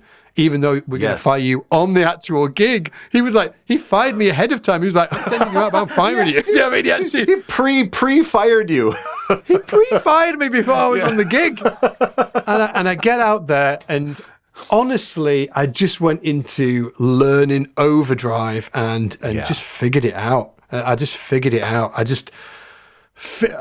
can remember just sort of like buying tapes in sort of like these places that we're at, you know, in the middle of nowhere, you know, trying to, of random jazz albums, trying to figure out, okay, I need to learn walking bass lines. Like, how does this and sort of like, how does it work? Yeah. And I can remember I got a Ray Brown. It was Ray Brown, Oscar Peterson, and I can't remember the drummer, but that was the album. I was like all over it. It was like, I think they did like Night Train or something. There was a few different albums that I got. And it must have been on recommendation from somebody else. They must have said, just get like, you know, Oscar Peterson, Ray Brown records. So I just, you know, got a bunch of those. But I got them when I was out there. I didn't get them sort of like before I went. I had to get them when I was out there and figure out. I can remember sitting in my cabin trying learning. to, sort of like listening in my cans and stuff. And I had this preposterous 6-string bass. Like I was like, you brought the six to the gig, man. Yeah, man. And I knew I needed to make it easier for myself. So I pulled that B string straight off, pulled that C string off, and for the entire gig, I played a 4-string. I had 4 strings on that 6-string. On the 6? Wow, dude, I wasn't messing around, man. I wanted that gig because not only did I want to be a pro musician, I didn't have any money. Like I had to pay the rent. I had to do all of that, and you know, because I had a flat back here that was renting, and all of, you know, that whole mess, you know. So well, and did you get fired, or did you make it through the that gig? Dude, I made it through. It was the best. It was the best, and it was the best, and the stars really did align because the band, thankfully, I didn't mention this, the MD didn't go on the gig. There was a different MD. He was like an agent for it. So he didn't go on the gig. There was a different MD on the gig who was brutal. He was really tough, but in a different way. So for instance, like, oh man, like old school jazz guys will know this, but for instance, he didn't tell you what tune it was. He was going to do. Crazy. In fact, he didn't tell you what key it was. So we had to, it was 5 hours a night. We played 5 hours a night for 7 months in the end. It was supposed to be 6 months. We actually extended it 7 months, 5 hours a night. And I took about 2 or 3 nights off in like back to back, 7 nights a week for 7 months, like 2 or 3 nights off in that time. So just imagine like what happened to me in terms of like my understanding of what I was doing. And it was great because leaps and bounds. I mean, leaps and bounds. It was right? like that made your whole thing. Yeah. Oh, yeah, I got back and I was like a good bass player. I basically went away, couldn't play for Toffee, and I got back and I was like a good bass player. And I got a bunch of gigs when I got back. I was sort of like, oh. Of course, because now you can play. This new Scott, this new Scott guy's in town, because I really hadn't got into the scene beforehand. Yeah. It was like, oh, the new Scott guy's in town, and he's just come off a cruise ship, and, you know, and it was a whole thing. And I got loads of gigs, and I could read lead sheets, and I could read notation, and I knew all stylistically what to do. And that whole thing. So I had that locked down. But the MD, so for instance, we did 2 sets of jazz every night and then 3 sets of sort of like popular music. Sure. And the popular music could have been anything from Motown through to Stevie. Oh, well, actually, Stevie is Motown. Terrible. Okay, so like from Motown through to, I don't know, sort of like Whiter Shade of Pale or whatever it is, or Mustang Sally. Yeah, or sure. Whatever's in the chart, whatever's in the charts. I can remember playing... Ricky, who did the Vida Loca? Ricky, whatever his name, Ricky Martin. I can remember playing like Ricky Martin. Ricky Martin. Yeah, I can remember playing Ricky Martin tunes. Great bass lines, actually. Yeah, cool. But we were doing all of that. But the first 2 sets was like out and out jazz, and I didn't know any jazz, obviously, as I've just mentioned. And the MD was super old school. And what they do, the old schoolers, they really didn't, because it was kind of just it was expected that you knew all of the standards. All of the old schoolers know all of the standards. You new schoolers, F you, we don't care. You are just gonna have to catch up. Yeah. Right? Get in the hot best of luck, get in the hot seat, we're going. Yeah. Right. So they didn't even tell you it wasn't sort of like, hey, let's take the A train in the key of, I don't know, like C, or it wasn't Girl from Ipanema in the key of F. What they do is that you knew. Dude, yeah, and what they'd do is sort of like he'd hold up his hand like this for sharps and down for flats. So he wouldn't turn around and say E flat. He'd hold three fingers down, and I'd have to be looking at his hands. 3 fingers down like this, and then flats. And then he just counts it off 1, 2, 3, 4, and then I'm in, and that's it. Jeez. And then we're just going for it. So it was just bonkers, and obviously that was for 7 months, but it was just so good though. But so good for you. And this story, dude, this continual story for you of like, okay, I'm just gonna do it. I'm gonna throw myself in, fake it till you make it, and then like, we want to fire you, and then but we can't because of these reasons. And then I love the story of like, because all these stories could have gone very differently. You could have been like, oh, whatever, like I can shred, I can do my thing, like I don't know what these guys are talking about. You could have puffed your chest and then really actually gotten fired, and it would have changed your whole life. So this is really, all this stuff is a credit to you, because then like you fake it, but then when you get the opportunity, oh dear God, you really don't want to get fired.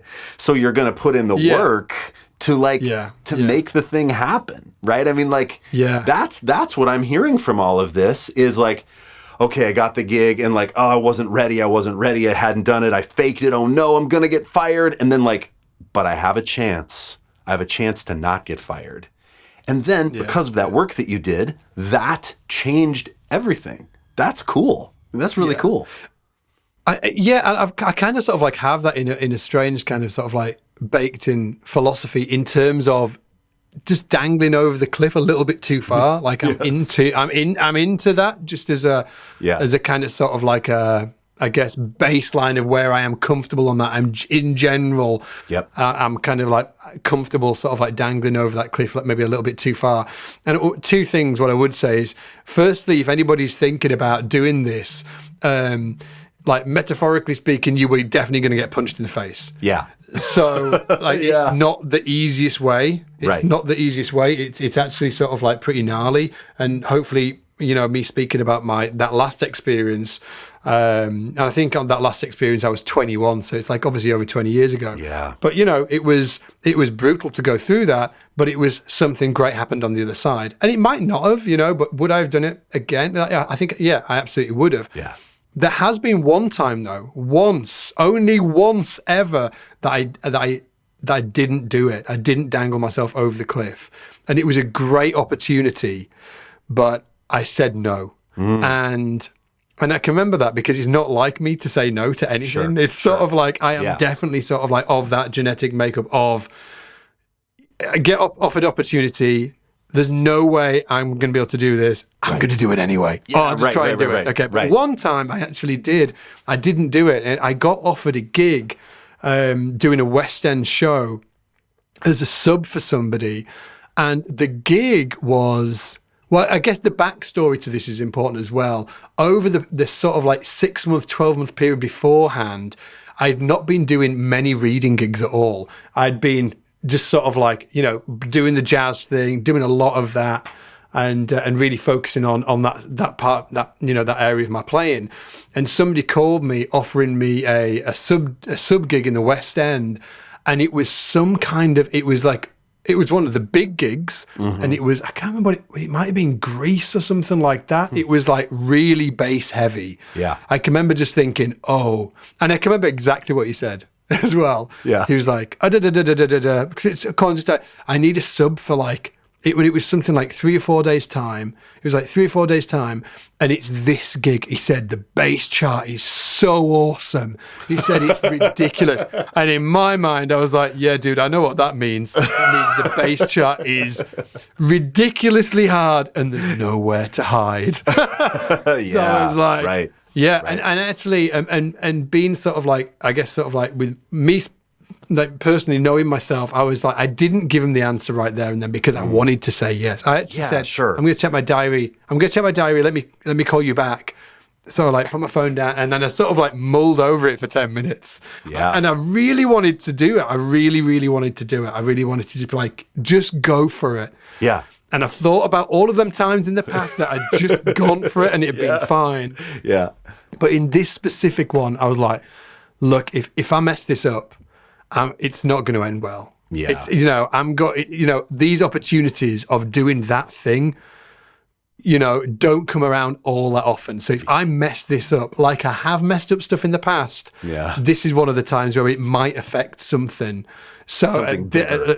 This was know something thyself. Bigger, yeah. Know thyself. It was know thyself. Yeah. You know, and where I was in the past, it was at a point where if everything went sideways and I messed it up, it really wasn't going to affect anything because I didn't really have anything for it to mess up. Yeah. Whereas this, it did, it would. You know what I mean? There was like consequences. At the point I was thinking about moving to London. I was like, should I move to London? I might go do the West End thing. I might, you know, try and do the gigs down there because it's a great career. You know, you can, it was before COVID. Anyway, you can go and get a really great gig and do that whole thing. And I had a few friends that were doing that. So I was thinking to myself, yeah, I don't want to mess this up because if I do mess this up, it means that if I do move down to London and go after the West End gigs, that, you know, it's not that big a scene. I mean, all of the MDs know each other. All of the bass players know each other. It was oh, Scott, he went and did that gig and he messed it up royally.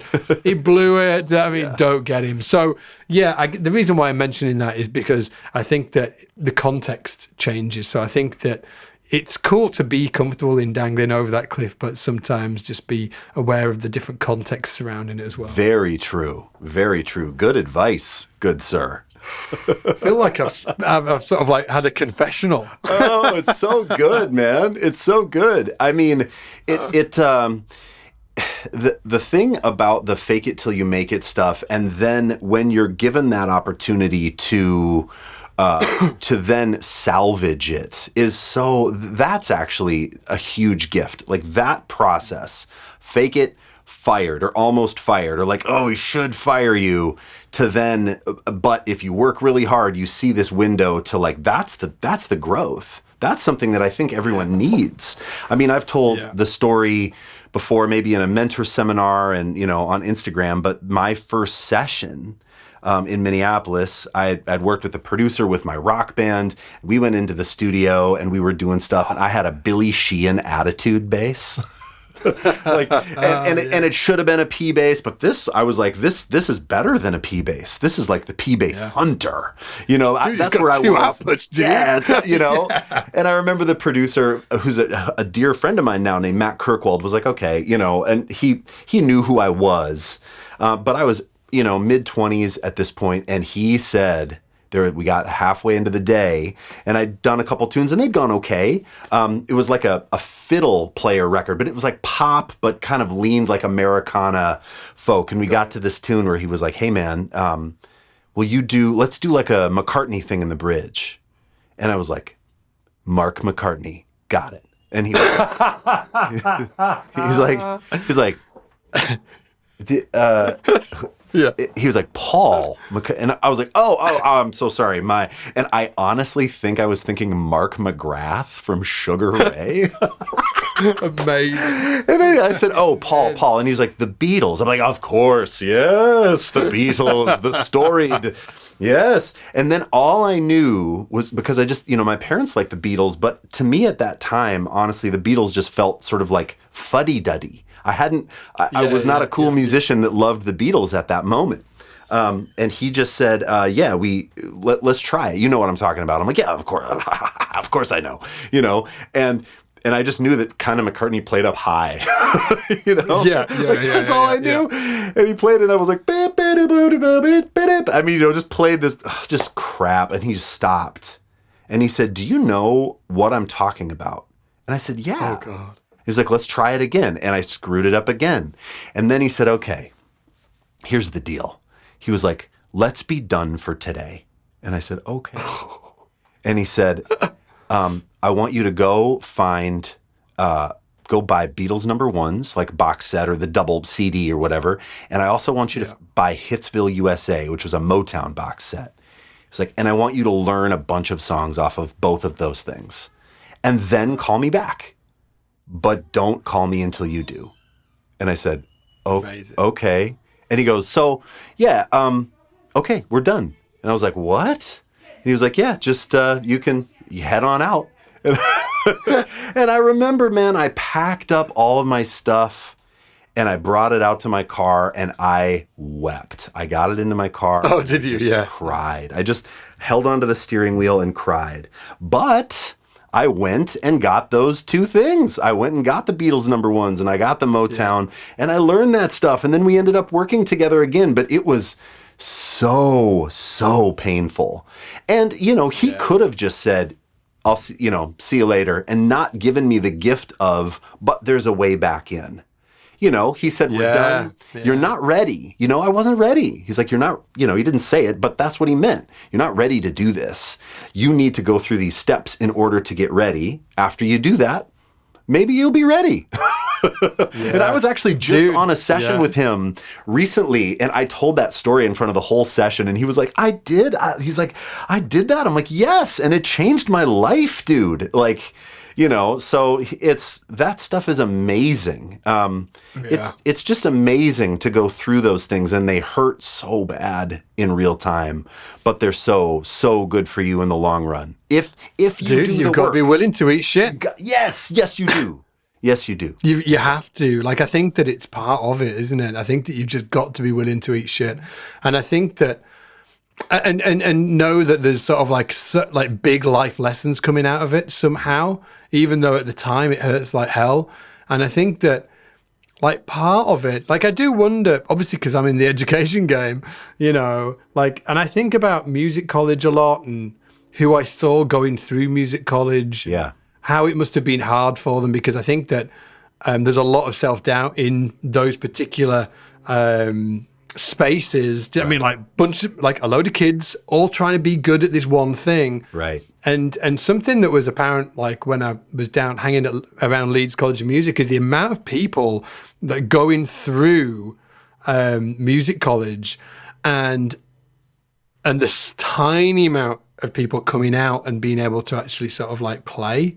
And I wonder if part of that, the low number of people coming out and really being able to play, is just their ability to just sort of like, eat shit and just and put themselves in awful situations, because it is kind of, it's not kind of, it's brutally uncomfortable sometimes to do that. Yes. And brutal. if you haven't got that part of your personality that allows you to be in those uncomfortable situations, and you kind of repel away from it, like we all try and repel, don't we? But I think that sometimes I mean, the gauge is a little bit different on some of us, and I think that, I think at least part of it is definitely to do with people's ability to be like, how uncomfortable can you be? Right. I think it's like Tim Ferriss. You know who Tim Ferriss is? He wrote something called the 4-Hour Work Week. I'm gonna mess this up, but he said something along the lines of a lot of it was something like your trajectory in life is going to rest a lot on how many uncomfortable conversations you are willing to have. Right. And I was like, oh. It was like, I've butchered a little bit, but like his point was, if you are not willing to be uncomfortable, you are going to really chop yourself off at the knees in terms of how far you can go in your life. It really comes down to like how, getting comfortable with being uncomfortable. And I think like listening to your experiences and all of my experience that I've shared, they were all royally uncomfortable. Do you know what I mean? Like they were uncomfortable. Yes. And yet we still kept on putting ourselves in those uncomfortable situations, for sure. right? And I don't know about you, but there are other things for me that even when I feel maybe I wasn't fired, but I didn't do well, or something where I didn't deliver the right thing. This happens to me in sessions, like where I'm playing on people's records. This has happened to me this week, where I thought I had this idea of a sound. They gave me a scratch and I was like, oh, the tone, I'm going to really change that and do this thing. And I really thought like, yep, this is going to be better. This is going to be great. Yeah. And I sent it and I just missed the mark. They didn't want that. They wanted what they said they wanted. And sometimes I feel like maybe I know better or something. But then when someone says, nope, you missed the mark. Maybe I didn't put in enough time for that gig and I goofed up that one tune, or maybe I didn't hit the mark on this session that I just did. I then go into this mode of like, I have to make this right. So the gigs where that's happened, then I go like, I don't want to feel that feeling again if I can help it, right? So then I put in the work, and then, when this guy recently said, hey man, we're not liking the sound, we actually wanted you to do the sound that we said we wanted you to do. I was like, I'm so sorry, on it. And then I feel this tenacity around when you get that second at bat. That's your opportunity, and that's your opportunity for growth too. And then to even go back and wonder what made you screw it up? What happened that was wrong? What can you do the next time to make it better? And then instead of going, oh man, the thing that I did was cool, they just didn't get it. Or like, oh, I didn't prepare for that thing because that gig sucks anyway. No, like I think what makes your career, or what has the ability to really set you on a path, like what has happened for you, is the ability to say, I screwed up. Accountability. I can no longer fake it. Now I do need to make it. So, you have to put in those hours and that time to really feel like next time I have this opportunity, I'm going to crush it, to the best of your ability. And then I think that people see that becomes, I'm sure on the cruise ship for you, people saw you buying the tapes, working on it. I've got to know how this walking bass thing goes. And they saw you do that. And when you see that in somebody, I mean, no one comes out of the womb knowing how to crush like Ron Carter walking lines, right? I mean, everyone has to learn it somewhere. You were just on a different point. But then they got to see you learn how to do it. Just like my producer, Matt Kirkwald, the lovely Matt Kirkwald, saw that I went and got that music and learned it. And he was impressed. It was a test, right? Like, will you do this? If you don't, see ya. If you do, welcome in. And that's, geez, man, I just, like anybody listening that's gone through these painful tales of your own, everybody's got these painful tales. It is not about the thing that happened. It's about how you respond to the thing that happened, right? Absolutely, man. And to your point as well, just in terms of like, if something goes wrong and you're gonna crush it the next time round, like same with me. Like even though I was dangling myself over that cliff a little too far in many circumstances, and I was like faking it until I could make it. I was just bleeding through my eyeballs in terms of the amount of work I was putting in. Yeah. So it wasn't like I was just sort of like winging it. I wasn't sort of like, hey, I'm winging it. It's just I was really pushing the envelope in terms of what I was shooting for. My abilities were just nowhere near that. Sure. But I was like working my tail off. So for instance, like, and I think like talking about engineers and stuff, I think that it's really interesting how, especially when, you know, when you get pre-COVID, when you used to get called to go into a studio and do that thing, I am like always the most organized. Always. Like, and I make a point of it because I think that just, I want to reduce their level of anxiety. Is this guy going to be cool? Has he going to be able to listen to the tracks? I am, you know. Of course. And I think it just goes such a long way.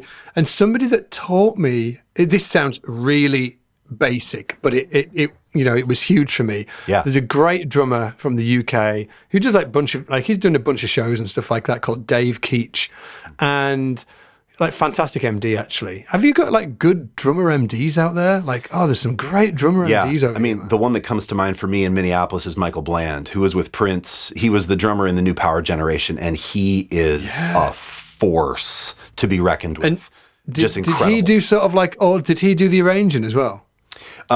In the Prince camp, I don't know, because that was before my time. You know, I came in post his time with Prince, but I've played on sessions with him and in various bands. I played in Soul Asylum with him for just a bit too, and his MD style is to the point.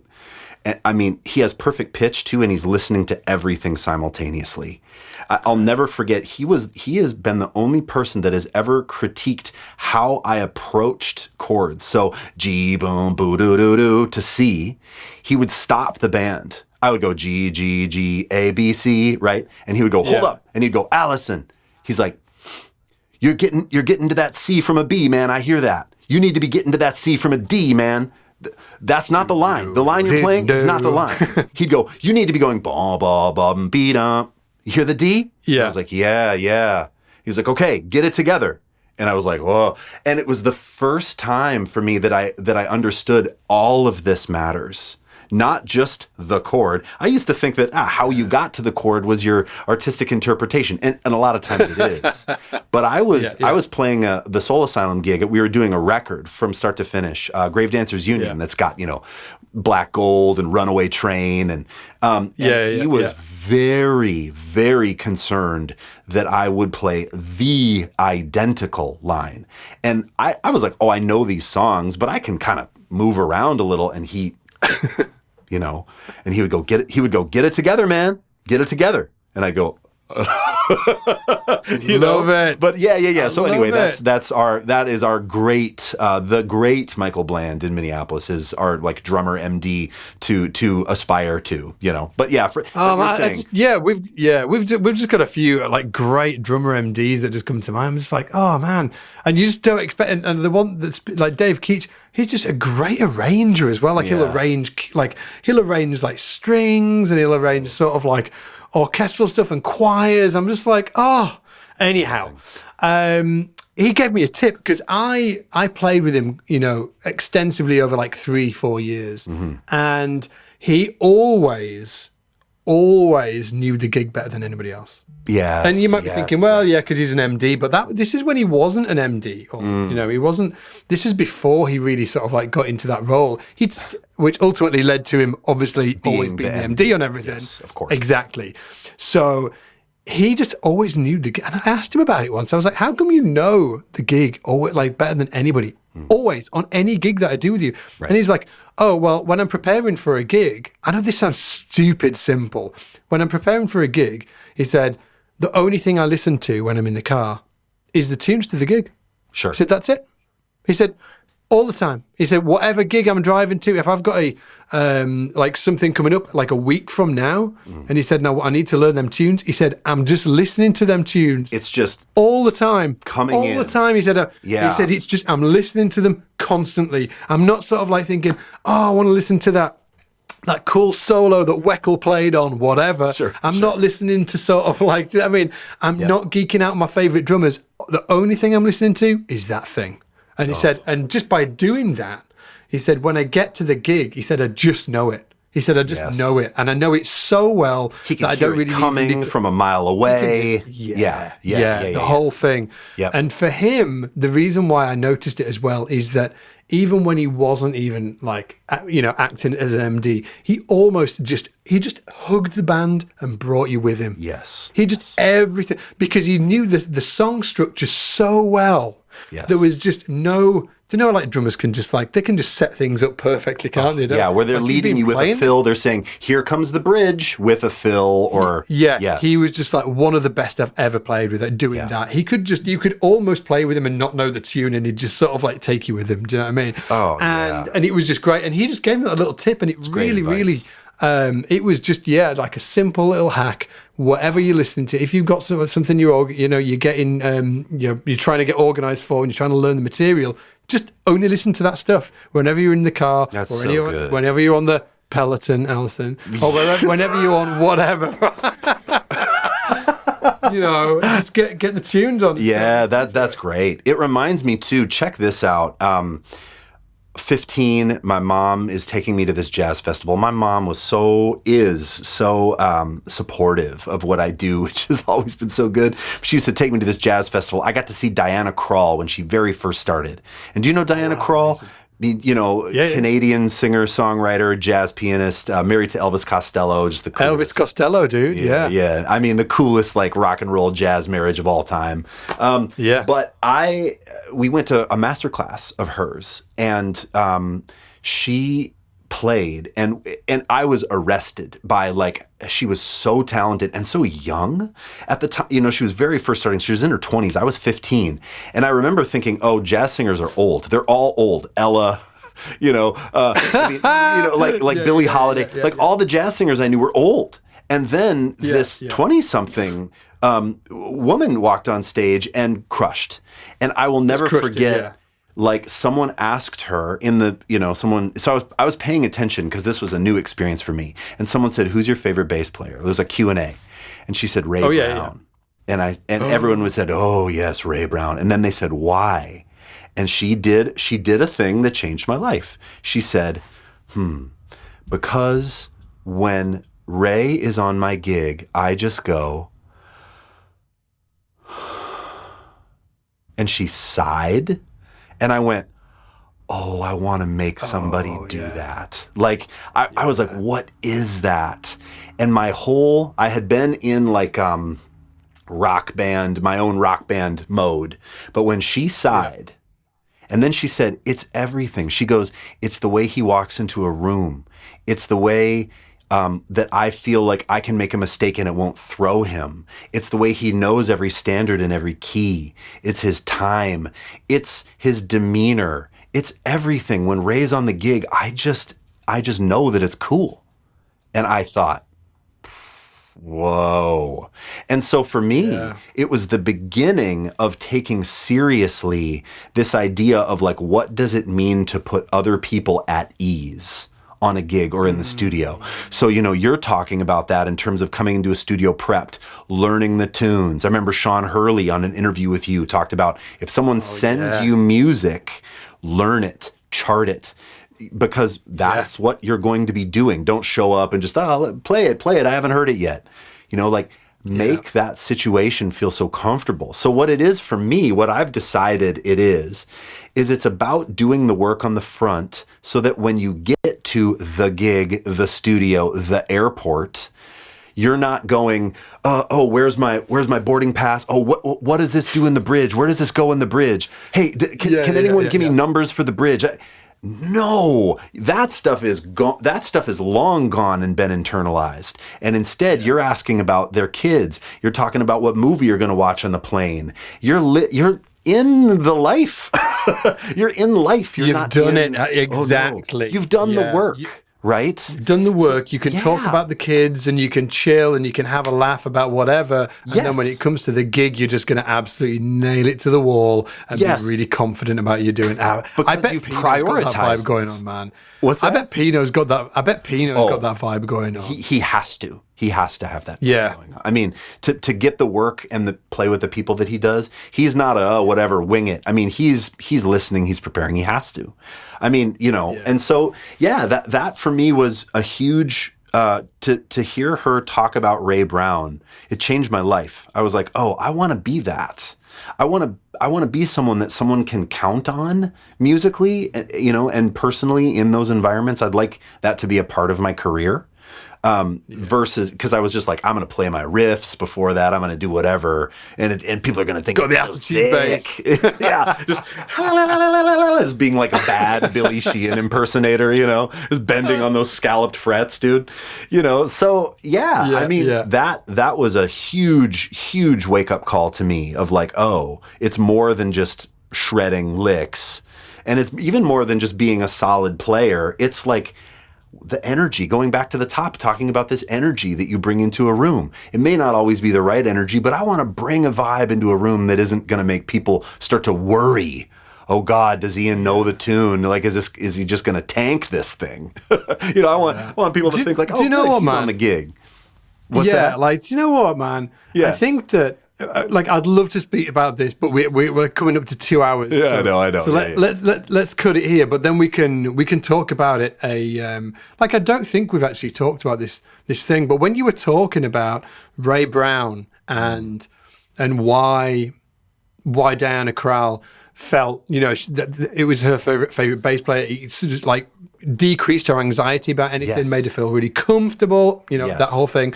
And then you mentioned Sean Hurley, and then we mentioned, hey, I bet Pino does this same thing. Yeah. While I was thinking about that, I remember, and Sean Hurley has also spoken about this on his courses in SBL. I can remember turning up to studios when I was doing more studio work with a 5-string active bass, and I can remember engineers. I can feel their tension. They're kind of like, dang, it's gonna be one of those days. It's and what they're not, and what they're feeling is. I'm not sure. This isn't making me feel like Ray Brown or Pino or Sean Hurley or giving me this comfortable vibe. This is something I don't know. This is a 5-string active bass, and I'm not quite sure about that, especially if you're just doing, like, we're talking about session world, right? This is very different from doing your own solo album or, of course, playing on a band's album. We're talking like turning up with an engineer who does different records every single week with different session guys. Like, you turn up and you've got like that 5-string active thing. There's always that little bit of, whereas that if you turn up with, you've got a jazz bass or a P bass, they're going to feel a lot more comfortable because they know exactly what to expect. Yes. And the reason I'm mentioning it, because I think that it's not the same as the Ray Brown thing, but it's in there. Yes. If you cut it up into a sort of like a pie chart, right? And Ray Brown turns up with his 5-string active bass, Diana Krall ain't going to be that happy anymore. That's part of his vibe, isn't it? It's part of his voice on the instrument. Bringing this beautiful sound. Yeah. She knows what to expect. If he turned up with an electric upright, it's going to increase some part of her anxiety. She'll be like, oh, I'm not really sure what to expect. And maybe, like, normally I'm really comfortable with Ray, but now I'm not sure because he's got this electric upright thing. And I think that actually, Sean Hurley spoke about it, didn't he? About he actually transitioned into using P basses more than anything else. Yeah. Because he found that that's really what producers were looking for. Yes. And I think that it's not just P basses. It's more kind of just those mainstream basses that have been around for years, isn't it? It's the jazz basses, it's the precision basses, it's the Rickenbackers. They know what to expect. It decreases anxiety, and they don't have to worry about it anymore. And I've been in 2 situations. I'm trying to think two that jump to mind.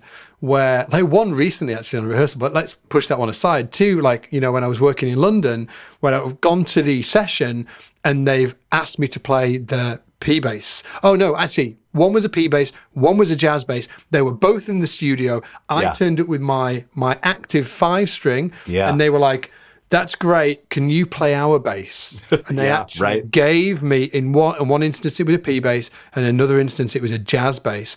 And I think that ties directly back into this how to make people feel comfortable. Lessen At that no point am I anxiety. saying, I'm not saying go get a P bass, go get a jazz bass. I've got no stance on it other than it exists. Oh, for That's sure. my stance. I have so much experience with this because I came really 180 on it. So it would be so fun to talk about it. Absolutely. I do think it ties into this because it's that thing of, instead of, well, I'm going to bring my thing and do my thing. Well, is that making the client, the artist, happy? Is that lowering the anxiety? What if you bring a variety of things? What if you're open to, I think really what it is it's about your own just knowledge. I mean, I honestly think, like, for Hurley, I wonder if he was really hearing P-Bass. He was playing like an active Lakeland. I mean, I remember this period for Sean. And like, that's the thing that he thought was good. That's what he was hearing. That's what was in his mind and in his ears. And like a P-Bass with flats, that was like not part of his thing yet. It's not that he hated it, right? It's just that it wasn't like comfort zone. It wasn't part of his thing. And he had to go through some experiences of people going, oh, will you play the house bass? You know, like the Mexican-made Precision or whatever, and him going, wow, but I have a $4,000, and they're like, and it's always that, man. It's always like a cheap P bass or a cheap jazz bass, isn't it? It's always like cheap as chips, like $400, and you're like, what do you mean? Cheap as chips. I love it. This has got a Buckeye Burl top. Do you know what I mean? Like, this was chopped down in the deepest, darkest depths of the Amazon, and they're like, dude, can you just play this basswood like cheap bass or what? Because what it gets at is that you don't know, that you have been misled, that you spent $4,000 on this thing and it's not the thing. The $400 thing is the thing, and it's a gut punch. It's a wake-up call, right? But I have some fun experiences with that too. So maybe we can do an episode on Let's do it. How to bring the right bass, how to bring the right bass, you know? And I think also, let's do it for sure. I think also, just to add, it depends on your trajectory of where you want to go in your career. That's so true. Because obviously, if you want to be and I'm just using these, if you want to be like Billy Sheehan, for instance, then it doesn't really matter what Billy Sheehan turns up with, because he's doing his thing and he's known for his sound. Yep. You know, if you want to be the next, I don't know, Evan Marion or something. Oh, Evan is such a great player. Anyway, if you want to be the next Evan Marion, again, like, you know, it doesn't really matter because he's doing his own thing. It's his sound, it's his music. If he's playing on somebody else's record, it will probably be for his sound. Absolutely. Before his sound, they'll have heard Evan playing his records and be like, I want that sound on this. Yes. If you are turning up and doing a session for a singer-songwriter or a pop style band or whatever, then it's different.